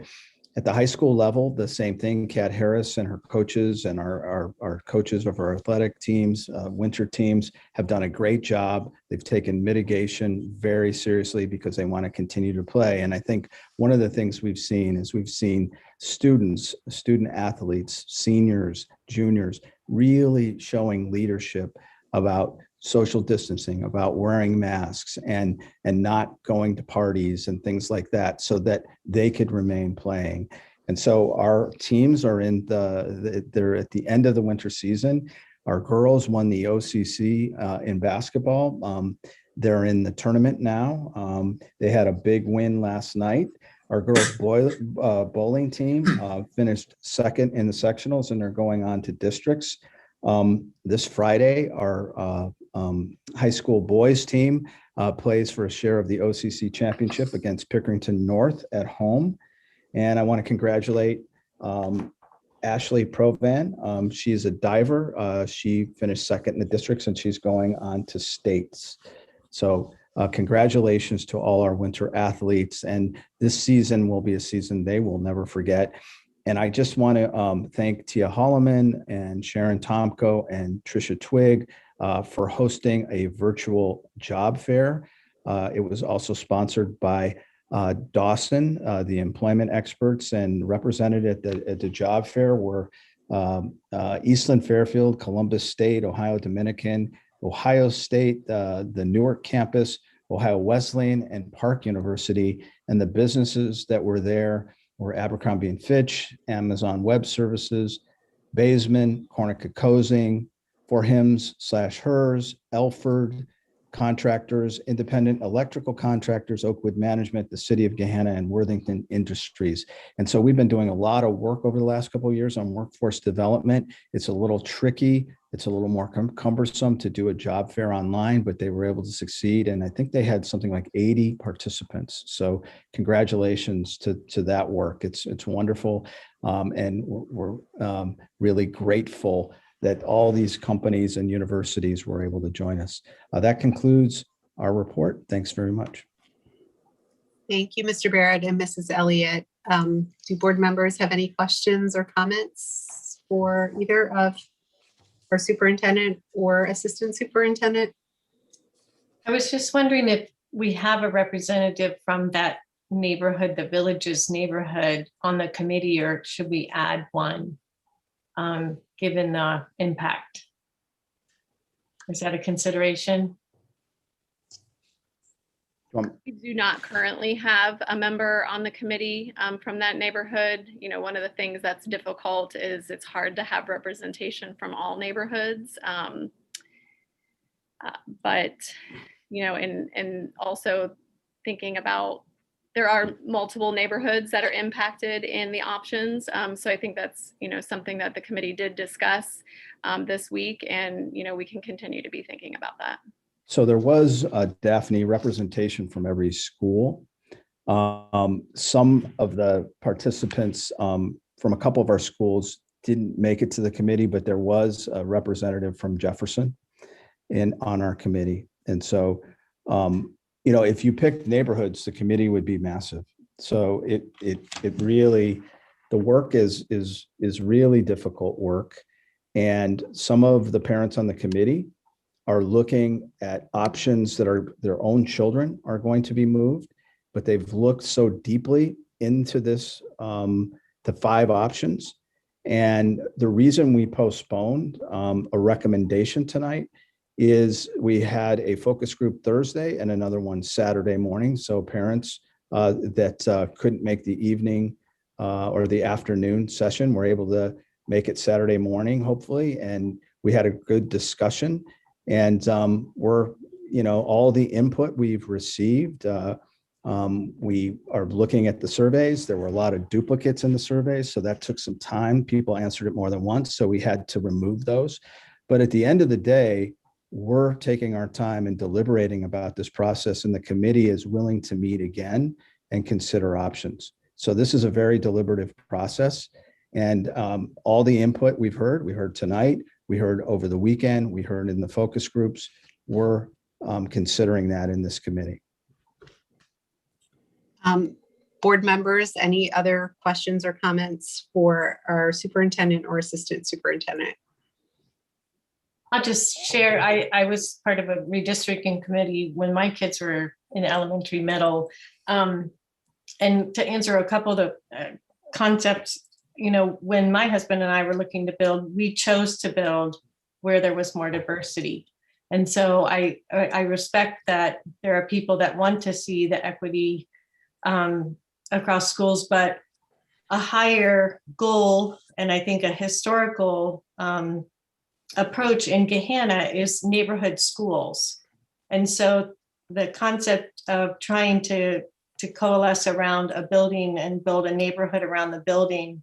And then you have the outliers every now and then, like we've had the folks down on Broad Street that have been going to Goshen.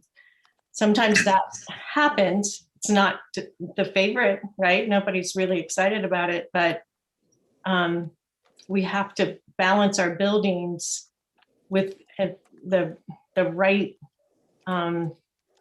intent, and the highest, I think, if I'm not correct, but the highest goal has always been to try to have neighborhood schools. So if we kind of keep that in mind, that helps a little bit, I think. Yeah, and the neighborhood you mentioned out by Broad Street, that's what in the field of demographics, they call it in schools, they call it detached neighborhood. So that has been there for many years, and the options address that and bring students closer to where they live. But at the end of the day, you know, Goshen right now has over 600 students. So that's also one of the things we're trying to address. We also have students at Goshen in modular units. So the committee's working really hard, and I know this isn't easy. I appreciate the feedback we got tonight, and you know, both the written and Tyler being here representing his neighborhood. We're going to consider it all, and we're going to do the best we can with the information we have. But it's certainly not easy. Any other questions or comments from board members? Okay, thank you, Mr. Barrett and Mrs. Elliott. I'm going to apologize to all of you in advance. I just found one other public participation statement that I missed. I'm so sorry to take us out of order again, but this is another statement that was submitted by a student, and I don't want to not let somebody who requested to participate not be able to have their voice heard. So before we move on to the treasurer's report, I am going to read this one last statement. And again, I apologize that I am taking us out of order. So this is a statement from a Gahanna-Lincoln sophomore, Eden Rowe. Mrs. Eden's statement is, my name is Eden Rowe, and I am a current sophomore at Gahanna-Lincoln High School. I'm very involved in the school. This year has been so hard for all of us. Before I begin, I want you to know that you have my full support on going back. If it's possible to send this to the GJEA, that would be amazing for them to hear input from a student's perspective. I've received news that we might not go back to school full-time like the original plan next school year. First off, we specifically gave the vaccine that has been pushed this year so much to teachers so that they and all of the students can go back full-time. I understand the GJEA is trying to push for us not to go back, but I know so many teachers that do want to go back. I would also advise you to keep in mind the impact of us staying in hybrid will do to almost every program at the school. School dances are going to be gone, especially prom, which is very important to everyone in the school. My brother is a senior and everyone in his class didn't get prom last year or may not get one this year. But to me, most importantly, the performing arts, choir and theater, those aren't going to be there anymore if we continue down this road. The main reason I went to this school was for the performing arts, and I haven't gotten a musical last year or this year, and I'm now at risk with my fellow classmates and students in the community of not having one next school year too. Everyone else has gotten their programs back. No choirs are performing at our school at all. No musicals are happening. No big shows. Other schools are getting to perform, if not live, at least recorded. We can't even do that with all the school's restrictions. The performing arts is something myself and tons of kids want to pursue in college. If we don't get this prep in high school, we won't be ready for college. None of us can take the hybrid learning anymore. It's so hard. People who aren't students will never understand how hard it is. We haven't learned far as much as we could have learned if we were in school 5 days a week. Some kids I know and myself are thinking about moving because of our school's decisions. That would do nothing but make the school look bad. Back in October, Governor DeWine spoke at a briefing and said, quote, what we've learned is when people are in a more formal setting, factory, workplace, school, people follow protocols. DeWine said, wear a mask. They try to keep their distance as much as possible, and we don't see a lot of spread usually. If COVID is what the GJEA and people are afraid of at this moment, we aren't even seeing mass spreading in schools. Most schools around us are also going back full-time already this year and next year as well. Below are the schools listed. Hilliard, March 15th, Olentangy, March 15th, Westerville, March 8th, New Albany, March 1st, Pickerington, plan on going back, date not listed yet, Upper Arlington, March 1st. Quote, we've learned there are a handful of students that have said they will break that commitment, a handful of schools that have said they will break that commitment, not just commitment to me, but also to the children of their districts. This is simply not acceptable. This is about the kids, DeWine just said on February 12th. On my Instagram story, 46 kids from our school from all different grades responded to my poll asking whether or not you think we should go back 5 days a week. 19% said no, and 81% said yes. So by not going back 5 days a week, that would be disappointing tons of students at the school. So I just asked to keep this into account when making your final decision. And again, I apologize for taking us out of order again on the agenda, but I didn't want to leave out a statement that I missed. We are on to the treasurer's report. So Mr. Verlingo, I will turn it over to you. Okay, thank you. We have 6 items this evening to be approved on the agenda. The first is, as normal, the financial report for the month of January. Then we have donations And that's under number 2. You can see the list of those who have donated to our district, thanking everyone who has continued to contribute and assist with the various activities. And as was mentioned previously, the $7,700 donation by JGEF.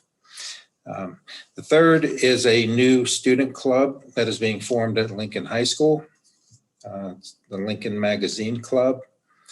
And Mr. Barrett, would you like to say anything about the club or? It's a club that students want to develop, news articles about school and just getting started back up again. We had it in the past, so I'm glad they're going to try to get some issues out this year.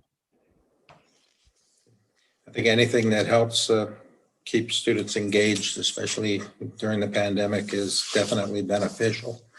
The fourth item is tax rate amounts. These are the gross millage amounts by the county auditor that we are certifying. Next month, you will be asked to approve the estimated resources generated by the actual tax rates as opposed to the gross rates. So as you know, there's a gross amount that's assessed by the auditor, but those are impacted by House Bill 920 and over time tend to decrease. So that in effect, we're collecting less than half of total millage when you look at the actual collection of taxes. The fifth is a modification of appropriations, increasing revenues and expenditures. These are non-general fund activities, as is number 6. So it is not related to actual tax dollars being collected for these purposes. Most are government funds. And then you're also being asked to approve an increase in the bond retirement fund, and that is to cover the fees and expenses related to the issue of the debt that we did these last 2 days. There are underwriting fees, bond counsel, municipal advisors, system fees, access fees, government fees, things that are required anytime you do an issue, especially of this magnitude. They represent less than 1% of the total issue. So, and I'll speak more about the bonds after we do a quick review of financials. So let's hopefully I can share.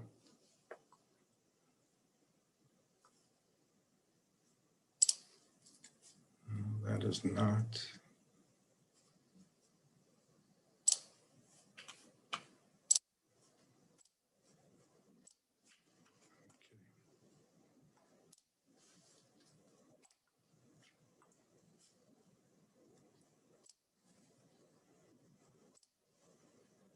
Okay, so it did not come up in my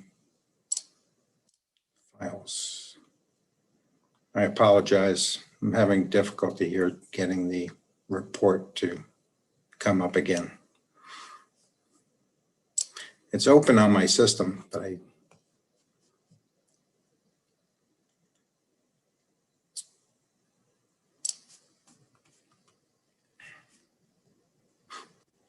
Mike, would you like me to help? if you could, it's in the link for the Finance Committee, the financial packet. The complete financial packet? Yes, which I have open, but it will not link to it. Just download it so I can rotate it if needed.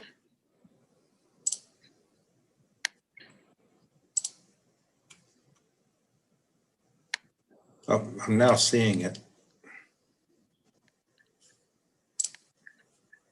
Can you see that? Can you see the report on my screen? Yes. Screen? Okay. Oh, I guess I was able to get the link. Okay. So the standard package, and just to review kind of a summary of results.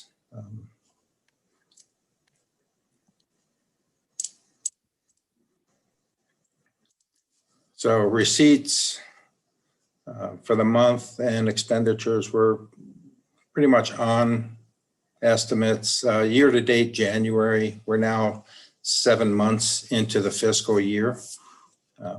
We are showing tax receipts being ahead of estimates, and mostly because the estimates were lowered due to anticipated reduction of collections, which has not materialized. So I do expect that we will end the year ahead of estimates, which would be beneficial to the forecast.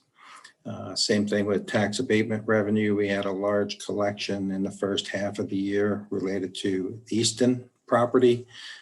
So I'm expecting those to end up the fiscal year ahead of plan. Those are offset by some of the things impacted by COVID, like dues and fees and tuition and rentals, but to certainly a smaller degree. State foundation revenues are expected to come in on estimates once we finish up the year. Rollback and homestead, again, are just running ahead of estimates due to collections. We did have that $400,000 return of expenditures from prior year due to the closeout of the insurance fund, which was an unexpected item and beneficial to the overall revenues. On the expenditure side, we are running lower than estimates. Some of that will be made up, at the end of the year when we have a higher number of retirements than normal. And on the fringe benefits, I am expecting that we will underrun expenditures due to medical costs being lower than projected. Most of the other items are timing. So overall, we are ahead of estimates by a significant amount, but that will close over the next several months to be something less than what it currently is. Again, the historical pattern is something we normally just review.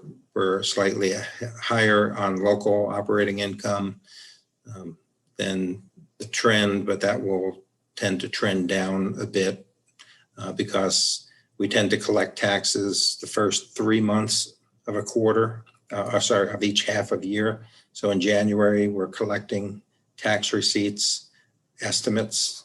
Those settle up in March for final settlement. And then we don't receive any more tax receipts in April, May, and June.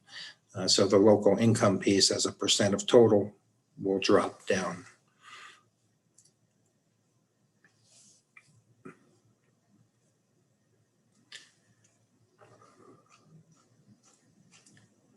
As far as investments, in terms of funds, there are no maturities in the next until April, and what we have invested in meter. And we're still bringing in higher yields than what are currently available in the market. That will continue through the end of the year and into next year for some of these securities. But as they mature, they're being reinvested at much lower rates of return. If you look at our cash balances, the majority are current or will mature or be collected within by the end of fiscal year 21. Most of that was due to the prior forecast that limited investment over the long term, and that was due to the fact that not having passed a levy. Once we did pass the levy, it allows us on our forecast to invest longer term because we need to keep funds available. If that levy had not passed, then all of these funds would be needed for current operations. And we still have a hefty balance in unrealized gains in the funds due to the interest rates being collected versus current market. So overall, I think financial results compared to plan and forecast are in good shape. I'm not expecting any negatives that would significantly impact that through the end of this fiscal year. So that will be beneficial to the forecast going forward.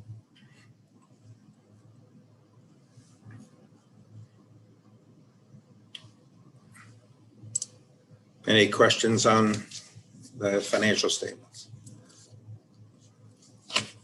Okay, just I'd like to do a recap of the bond sale. As you know, Tuesday evening, we had Finance Committee meeting, and we covered a number of items relative to the bonds and the COPS issues that were going to take place yesterday and today. So those sales did occur. Given market conditions, we originally had planned to sell the COPS a week after the bond issue. But since interest rates have been moving against us these last few weeks and things have been creeping up, we felt it better to try to get those sold as soon as possible. On the bonds, the 205.6 million, we ended up 2.7 times subscribed in terms of orders. We were oversubscribed in every year of maturity. Some were just about 100% subscribed, but I think the smallest one was actually 1.1 times. So the fact that we had oversubscription in every maturity, we were able to go back at the end of the day once the sale actually stopped and renegotiate rates and push down some of the yields, anywhere from 2 to 5 basis points for some of the yields, and still have committed orders to fulfill the total bond sale. That ended up saving us $2.7 million in interest over the life of the bonds. So that was a very good outcome from the bond sale. And that was despite interest rates moving against us by 1 to 2 basis points on Wednesday.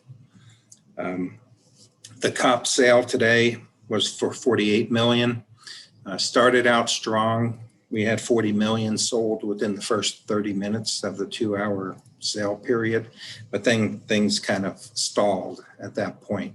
We ended up with oversubscription of basically double the bond sale amount, but that was all concentrated in the short and long end of the maturities. So we had a range of maturities in the middle of the offering that were either unsubscribed or undersubscribed. And we needed to then go back and make some adjustments. We were able to lower by a few basis points on the front end, but we had to actually change coupon rates for certain maturities to increase from 3 to 4%. And in 1 or 2 maturities, actually add a few basis points.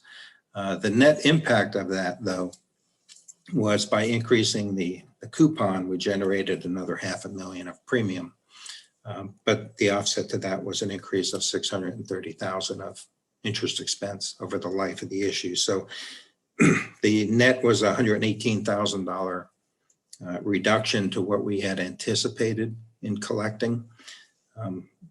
But we also had the market move against us today by 2 to 6 basis points across the various maturities.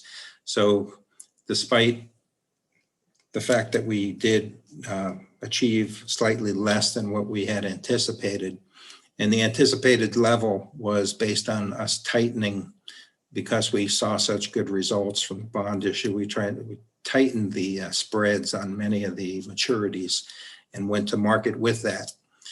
That kind of caused us to have a little bit of a shortfall in the mid-range of the issue. But overall, again, very positive result given that interest rates have been moving against us for a while now. So the sale has been completed. Both sales are now completed. All documents are signed off and agreements in place. So those funds will actually be received by the district when we close next March, 17th and 18th of March. I've issued an RFP for investment services to 3 firms, 2 of which we currently use for investments and then 1 other. So awaiting responses to them next week. And over the next 2 to 3 weeks, we will settle on using 1 or 2 firms to help invest those proceeds over the life of the construction period and try to mirror the current drawdown schedule for investments and earn enough interest to help offset some of the costs. So again, overall, I mean, some people, you may not think that 1 basis point is significant, but for the bond issue over the life of the issue, had all yields increased 1 basis point, which is 1/100th of 1%, that would have cost us $300,000. 1 basis point on the COPS was $50,000. So the fact that we were able to reduce yields on the bond issue due to the oversubscription saved us significant dollars. We were just a little bit off in terms of how we today in terms of the sale of the COPS issue. But still better than what was projected at the time back when we actually went on the ballot and the assumptions made due to interest rates at that time. Interest rates did come down during the period, so we're still better off than where we were back then.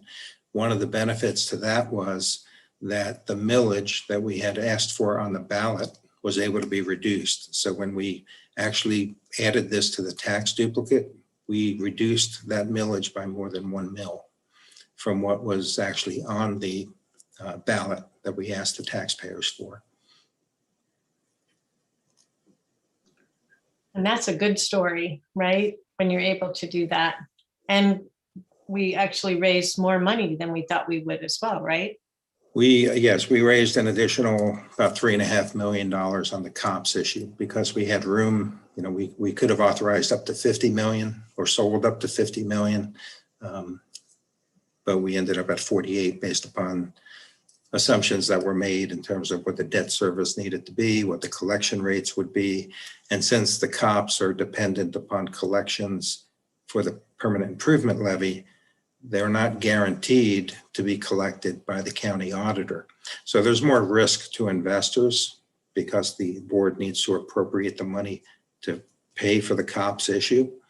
So therefore, you always pay a slightly higher interest rate because there is slightly more risk. But based on our schedule, we should have no problem meeting the debt service schedule. We built in a cushion of up to about 10% in collection reductions. And that means in about 3 to 4 years, once we build up a sufficient reserve, any excess funds could be used for PI activities. So again, overall, very strong acceptance of the bond issue and most of the COPS issue by the market, which I think speaks well for the district and overall, and how it puts us in place or sets us up to make the changes and additions needed to keep us operational and provide services for students for the next 40, 50 years.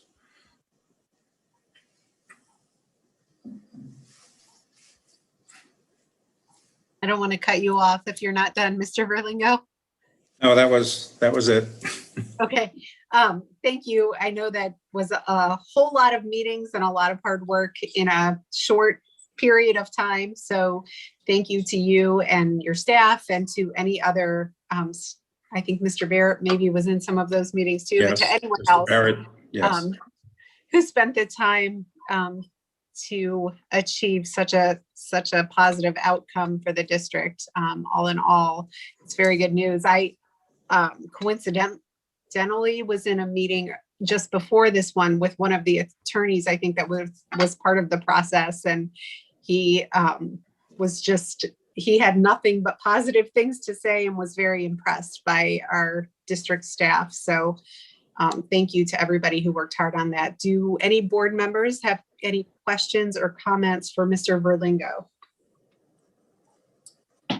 No, I just, a comment. I just want to thank you for just going through that in depth. I know that was a lot of information, but I think it's good to make sure that we're sharing that with the community and helping people really understand what's involved in this process and what it means. Yeah, I think it would be good to kind of publicize information about maybe the process or the results of the issue. It might be good to get something out there to the public. Yep. Any other? Oh, go ahead.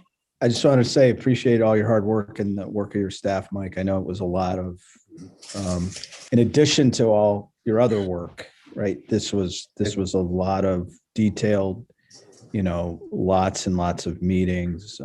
So kudos to you and your staff. Thanks very much. It felt like a marathon with a mad dash sprint. And you're not even breathing, Mike, so you're good. You're looking good. Okay, thank you so much. We are going to move into financial business, letter C, and there are 6 items for action. Is there a motion to approve items number 1 through 6 under letter C, financial business? I'll make that motion. Thanks, Mrs. Mooring. Is there a second? Second. Thank you, Mr. Hairston. Any additional discussion about any of these items? Okay, Mr. Verlingo, can you call the roll, please? Mr. Hairston, Yes. Ms. Mooring, Yes. Ms. Pickle Antonio, Yes. Mr. Campbell, Yes. Ms. Chrysler. Yes. We are on letter D, educational pupil programs and services. If there is not an objection to taking these 4 items together, is there a motion to approve items number 1 through 4 under letter D? So moved. Thanks, Mrs. Mooring. Is there a second? I'll second. Thank you, Mrs. Chrysler. Any discussion about these items? Okay, Mr. Verlingo, can you call the roll, please? Ms. Chrysler, Yes. Mr. Hairston, Yes. Ms. Mooring, Yes. Ms. Pickle Antonio, Yes. Mr. Campbell. Yes. Okay, we are on item letter E, human resources. We are going to take items number 1 through 12 and then 15 through 22 in the first motion. So is there unless there's an objection, is there a motion to approve items number 1 through 12 and then 15 through 22? I'll move. Thank you, Mrs. Chrysler. Is there a second? I'll second. Oh, Thank- Daphne, go ahead. Thanks, Mrs. Mooring. Any discussion about those items? I just saw the resignation of Mrs. Shellhammer, who I think has been there a long time and has made an impact on so many students and their maybe careers in music, and wanted to recognize her as well as all the other teachers that are resigning and retiring perhaps.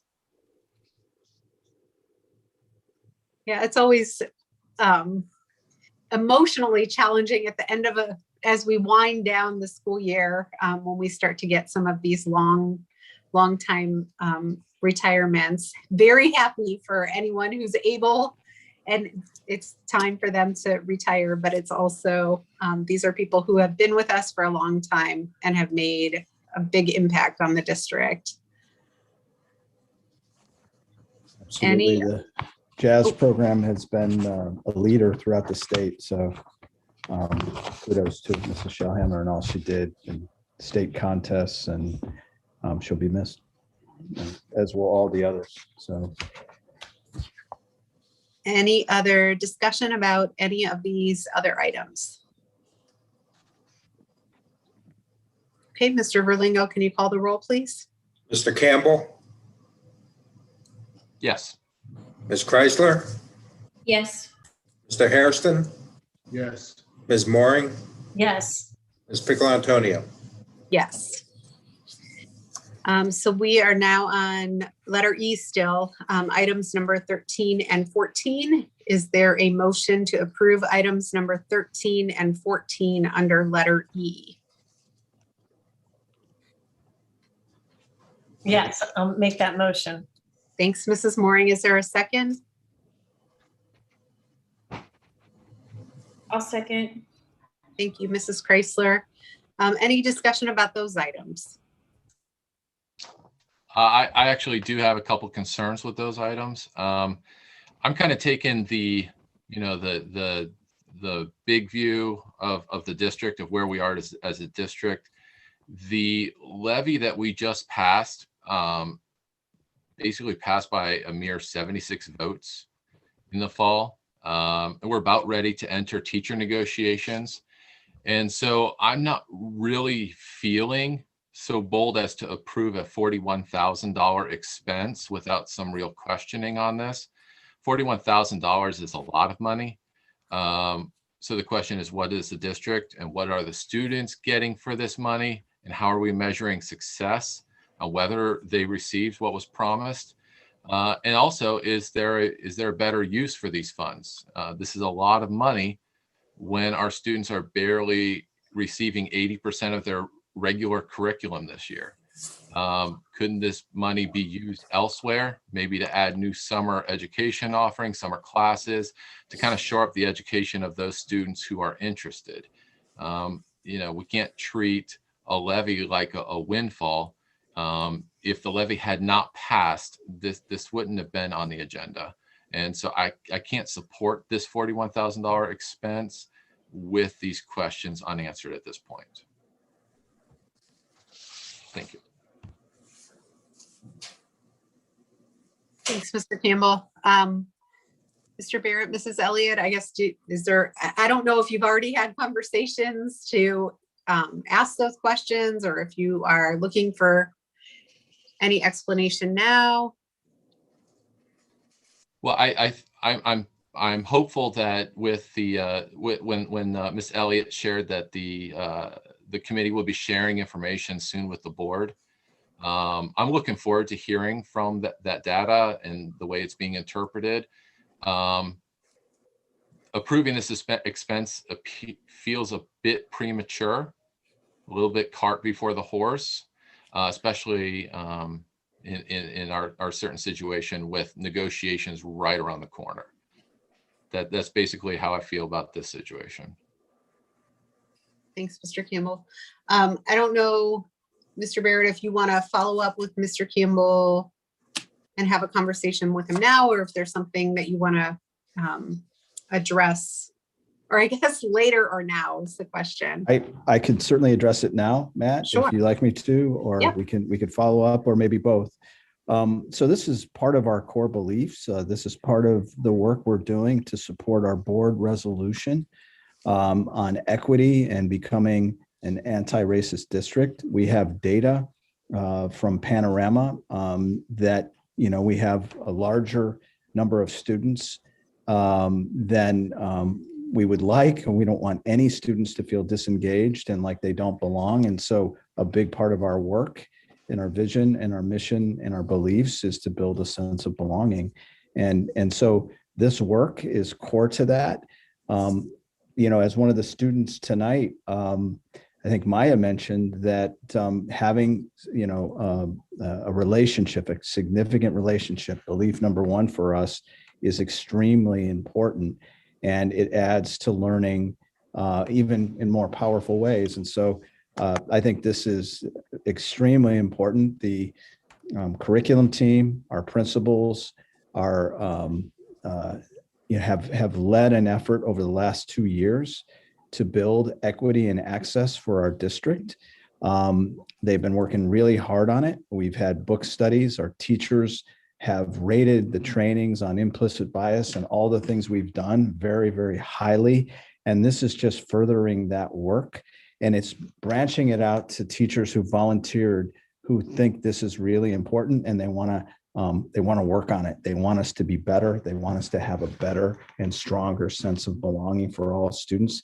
So I don't think it's a frivolous expense. I think it's important, and we want all of our students to belong, and that's really what this work is all about.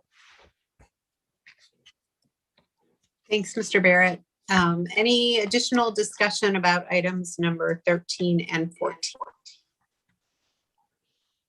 I appreciate the opportunity to, talk about it. I'm going to support this because I think that it is something that supports the board resolution that was passed last year. And I think that, this is a great opportunity for people who want to be a part of this action team to have that opportunity to participate. I'm glad that we can make that opportunity available. I don't think that in any way, in my opinion, supporting this means that I'm being frivolous with voted monies in the district. I think it's actually, again, one of our core beliefs is that every dollar we spend is directly felt with kids. And I think that that's what this work does, is directly impact kids. So I will be supporting it tonight. Thanks, Mrs. Chrysler.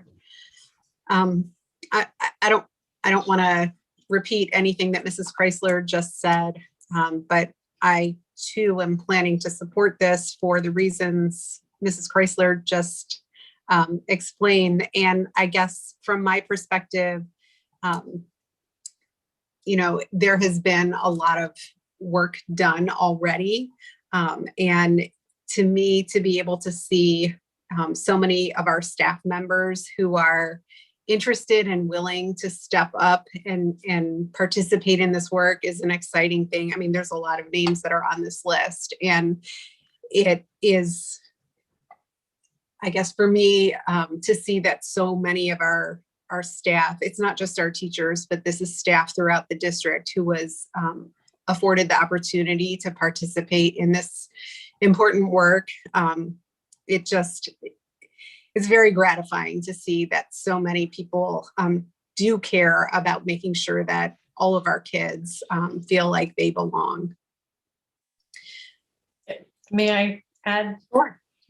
I think it is a $40,000 investment, but it's going to be leveraged, right? Because these people will then, it'll matriculate from them to other teachers that they're going to be part of teams with. So if you take it, the financial person in me says it is an expense, but it's actually an expense that when you spread it across the entire district and our entire staff, it's probably one of the cheaper initiatives that you can do. And to have the people that are deliverers just inspired to move this forward is so important. So that's how I come at it from a financial perspective. It is this group of teachers, but the impact, and with the other staff members and teachers as well as students, you can disperse that number over a much bigger universe. As far as my perspective, I understand that we may not have all voted for the resolution, but I think that this is the district putting the money where its mouth is. So I do.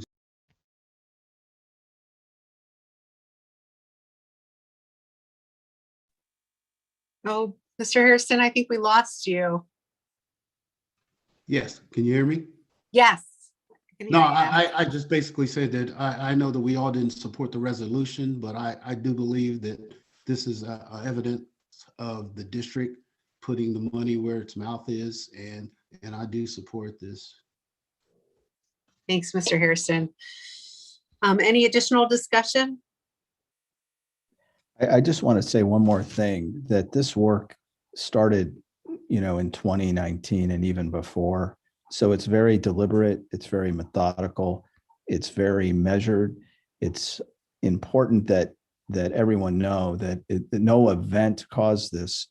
we have surveyed our students, we've interviewed our students, we've made videos with some of the pain they feel when they aren't recognized in a way that makes them feel fully human and fully connected.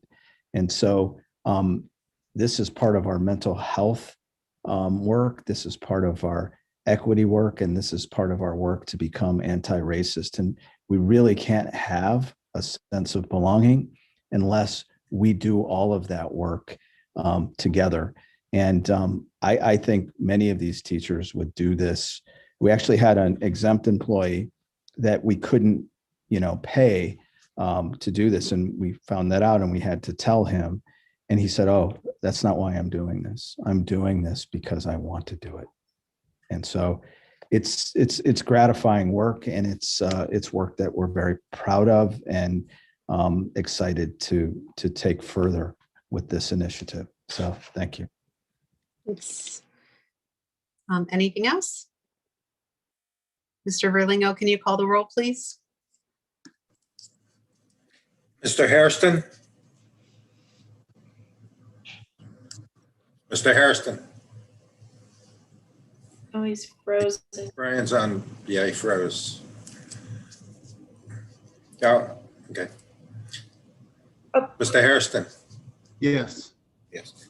Ms. Chrysler? Yes. Ms. Mooring? Yes. Mr. Campbell? No. Ms. Pickle Antonio? Yes.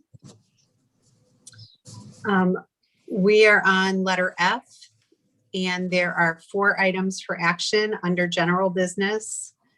If there is not an objection to taking those items together, is there a motion to approve items number 1 through 4 under letter F?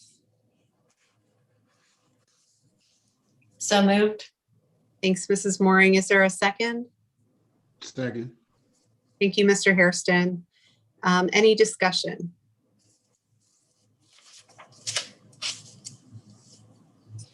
May I speak? Sure. I was glad to see the addition of the resolution regarding waiver of the state mandated testing with the year we've had and the live pandemic. That level of stress, if it can be avoided, should be avoided. So thank you for. Thanks, Mrs. Mooring. Thank you.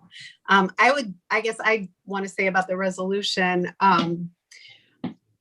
So there are 2 things that would need to happen, and I guess I'll talk about this a little bit in the legislative update, but 2 things that need to happen in order for our students to be exempted from these exams.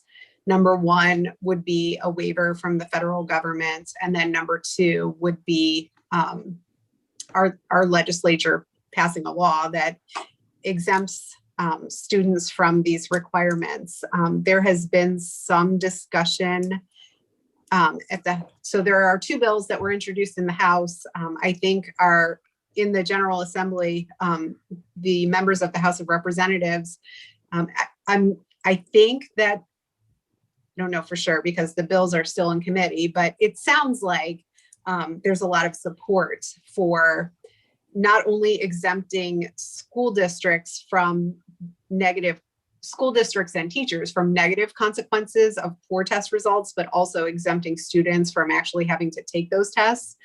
In the Senate right now, there is support for exempting school districts and teachers and anyone else from negative consequences of those tests, but not support for exempting students from having to take those tests. And what I would say is that for me personally, I think that it really might be interesting to get another measure of where students' performance is after the past couple school years.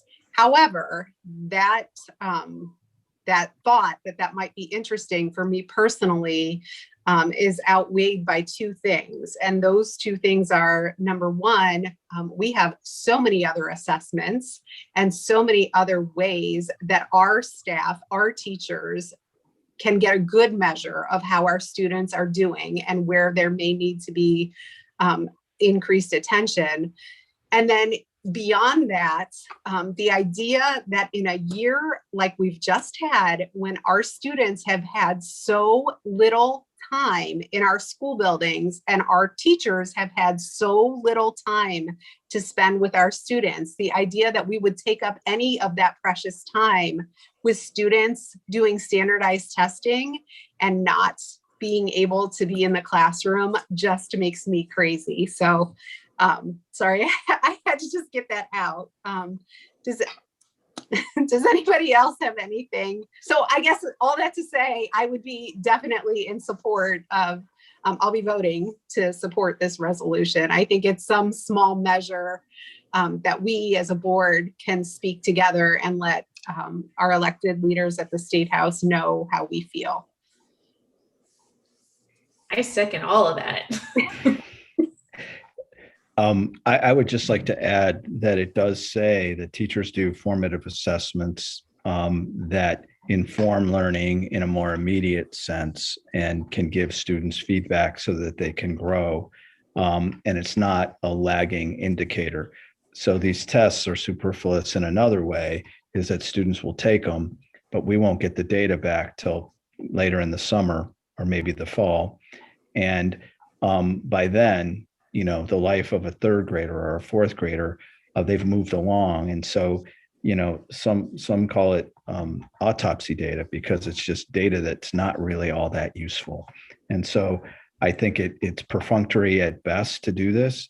And I hope that House Bill 67 I hope the legislature listens to us, because if it's truly about giving students social and emotional support and getting them back in school and having some sense of normalcy to do that and to put them a couple hours a day in testing.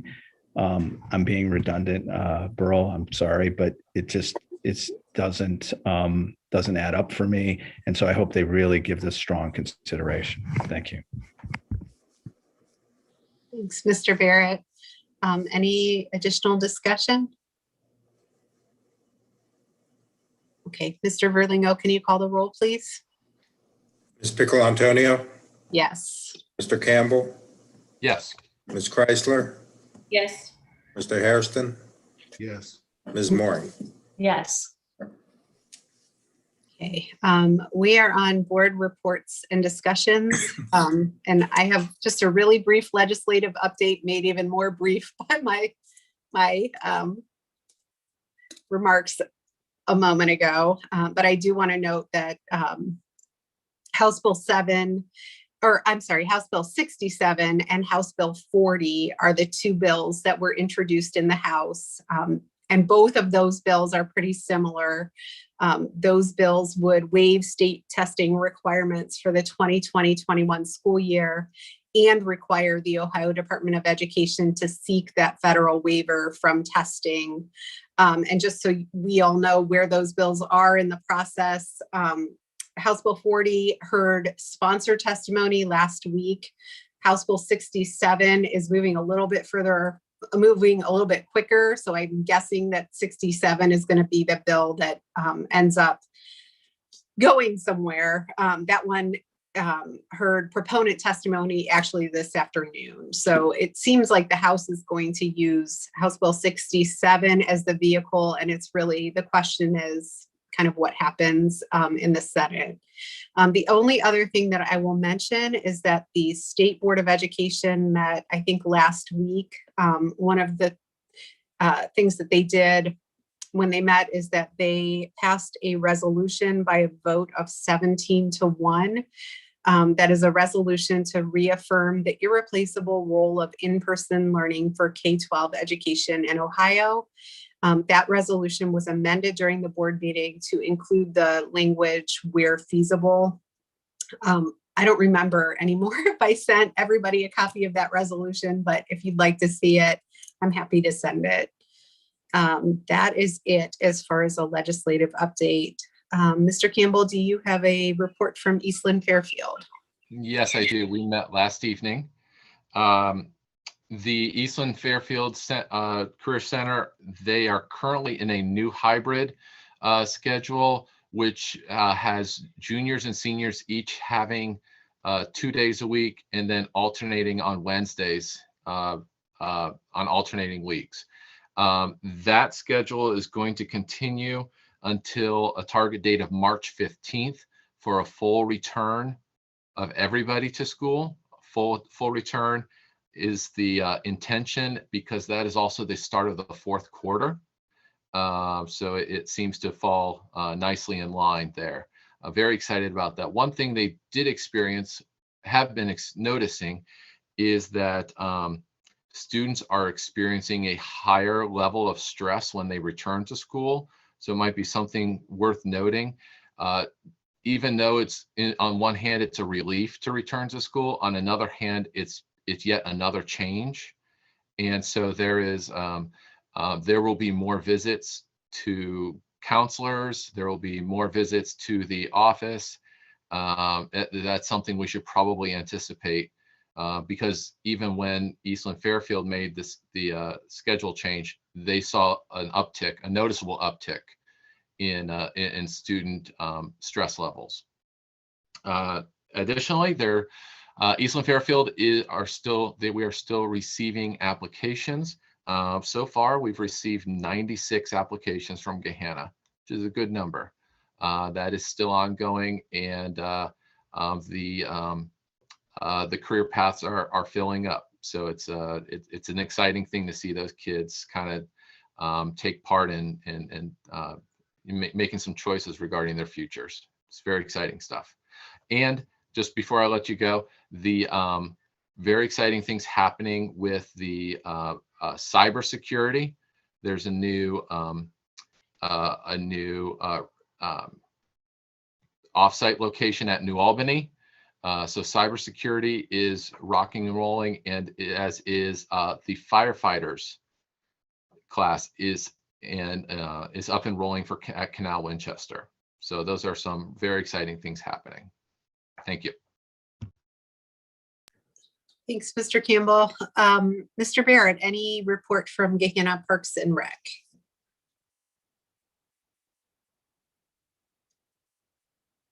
Sorry.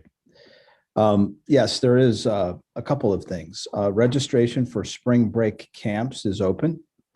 The virtual fitness program began in January. They're seeking RFQs for an architect for the renovation of Price Roadhouse, and community garden plots will be available for sale on March 20th. Thanks, Mr. Barrett. Mrs. Mooring, any report as the local government liaison? I have no report, and I think Sharon covered item E, so all good. Thank you, Mrs. Mooring. Mr. Hairston, anything from Insurance Committee? Yeah, the Insurance Committee met on the 17th. It was more or less just like a financial reporting. Told us that the medical claims were 9.6 mil and the premiums were 10.6 mil. And we're actually running at a 90% loss ratio. And they attributed that primarily to a premium credit that we received. Our dental care and so forth is also, the premiums are exceeding the expenses. There is a COVID impact that they feel that hasn't been realized as of yet. So we'll be looking for that. Other than that, they just talked about the renewal dates that are coming up as far as dental renewal, vision, and life renewals. And that was pretty much it. It was just all financial reporting out. Thanks, Mr. Hairston. Any additional items from board members? I do have some concerns I'd like to share, and keeping in with time. Obviously, I'm going to try to keep these very brief. I have some concerns regarding the equity and access initiative that was pushed out to the staff, and I'll just briefly share a couple of these. My concerns include measurables and milestones, employment decisions, and the school environment. First, it's characteristic of this board to hold data and details in very high regard. I mean, even watching Treasurer Valingo's presentation, getting down to the nitty gritty of the bonds and the bond sales. We hold to our principles regarding measurables and milestones. And when we review policies, we wordsmith down to the weight of using a shall versus a may. We're requesting second and third layer calculations for our finances. However, it seems that we're treating this initiative differently. We as a board have not done a diligent review of the proposed cost, the measurables, or the milestones. We have not delved into the definitions and implications of initiative specific terms like inclusive environment, what that means, authentic selves, and diverse staffing. The board, and I'm excited, I'm excited that the board will soon receive a presentation of this data. So again, kudos to Jill on making that happen shortly. I think we've been a little bit slow in our oversight of this initiative because of those terms. Second, when this initiative lists diverse staffing in staff recruitment and staff retention, I'm concerned that it violates the principles we hold in our non-discrimination and equal employment opportunity policy. Board policies 1422, 3122, and 4122, which are titled Non-Discrimination and Equal Employment Opportunity, are based on the ORC, Ohio Revised Code 411201A, which states, it shall be unlawful discriminatory practice for any employer because of the race, color, religion, sex, military status, national origin, disability, age, or ancestry of any person to discharge without cause or refuse to hire or otherwise discriminate against that person with respect to hire, tenure, terms, conditions, or privileges of employment, or any matter directly or indirectly related to employment. Now that's a mouthful, but based to say, we as the board are the oversight. So this district is not permitted to base hiring on race or color, and yet this initiative is instructing administration and building principals to do that and to consider that factor. So when it comes to retention, this initiative instructs district leaders to factor in the teacher's race and color, and that violates our principles. And with this initiative in place, if there's an applicant out there that's been turned down for work in Gahanna, and they think it might be because they are the wrong race or have the wrong skin color, they really need to contact the board, and there needs to be an investigation. Third, and finally, I'm concerned that this initiative will foster a hostile education and a hostile work environment. And I appreciate the reference to a sense of belonging that was in the comments you guys made previously.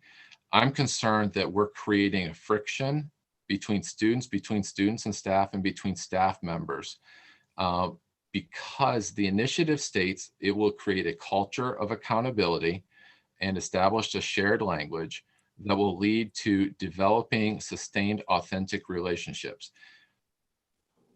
When I read culture of accountability and establishing a shared language, it reads like social coercion. It doesn't read like there's a place for those who disagree silently or want to be open with their disagreement with the direction of this initiative. It's actually the opposite of openness.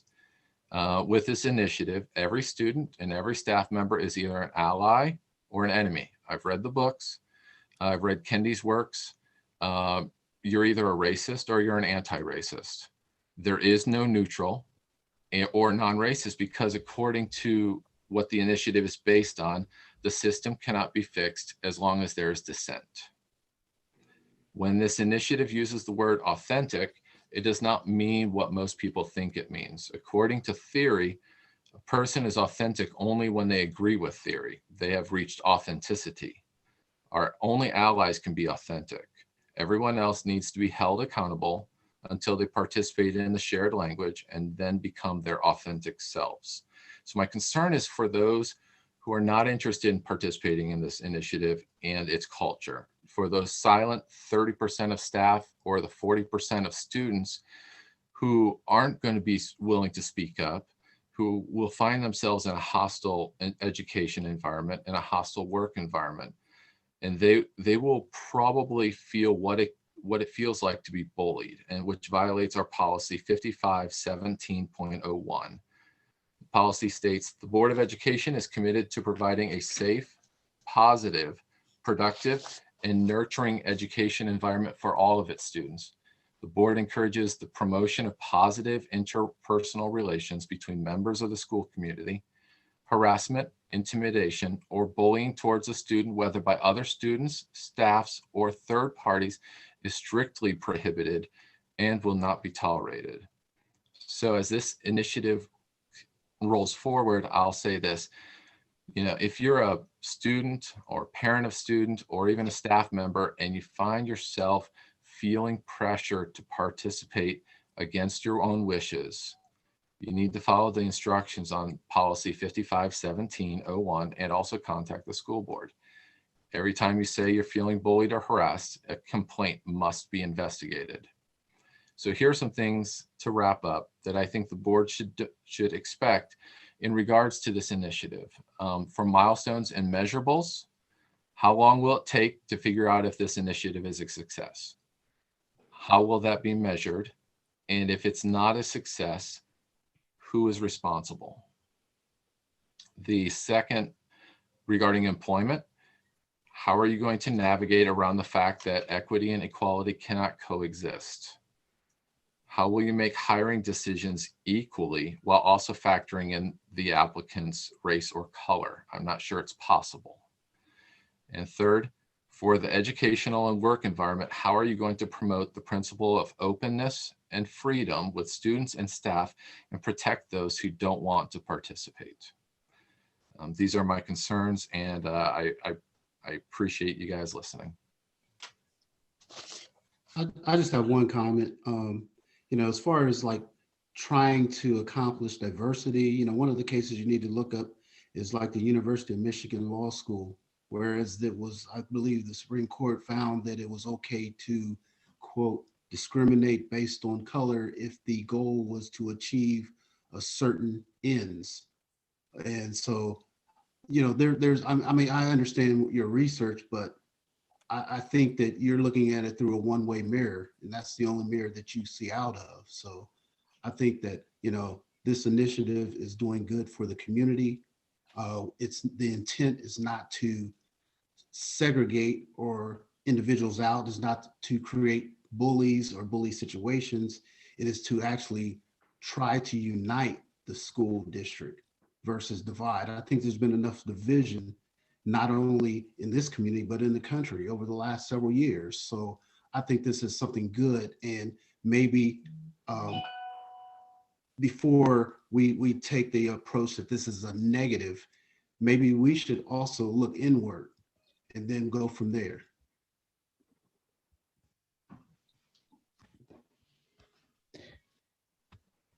I would just like to say that one of the primary things in our vision, mission, and beliefs is to help students belong, to help them love learning.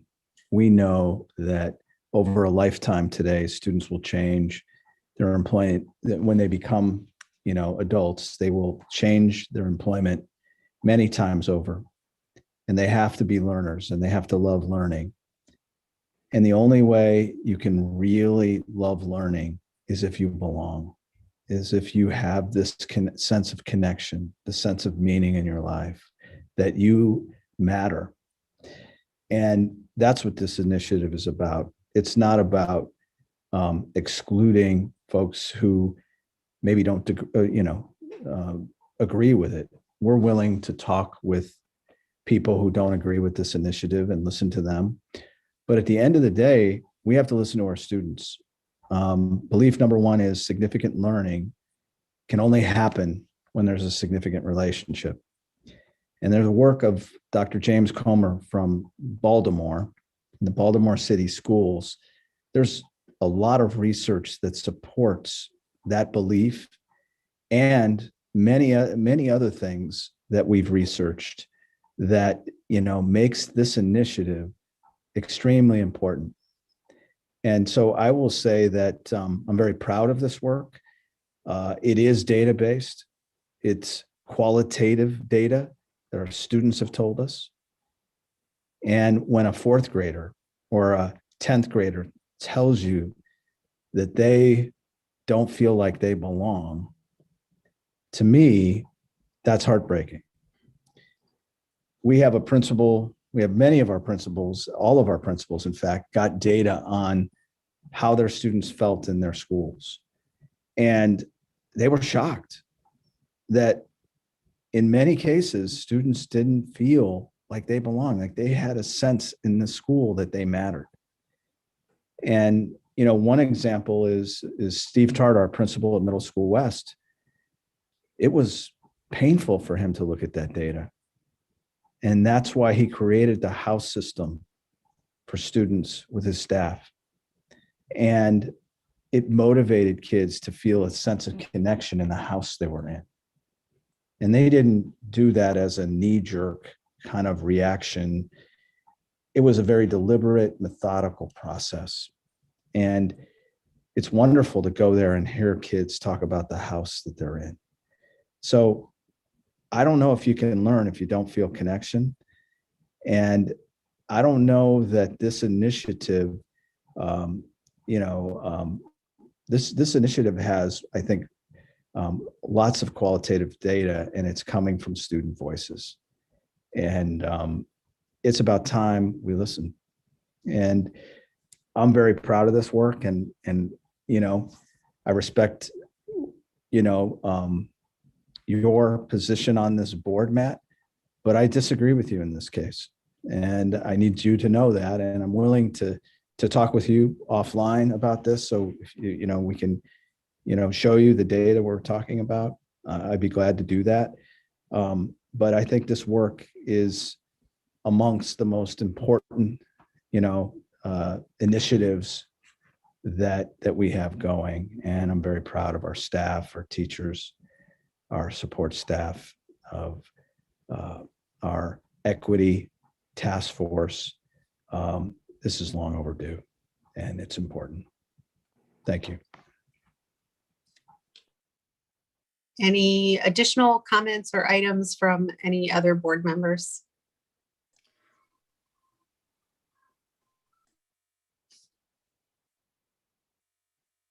Okay. Is there a motion to adjourn? So moved. Thanks, Mrs. Mooring. Is there a second? I'll second that. Thank you, Mrs. Chrysler. Any discussion?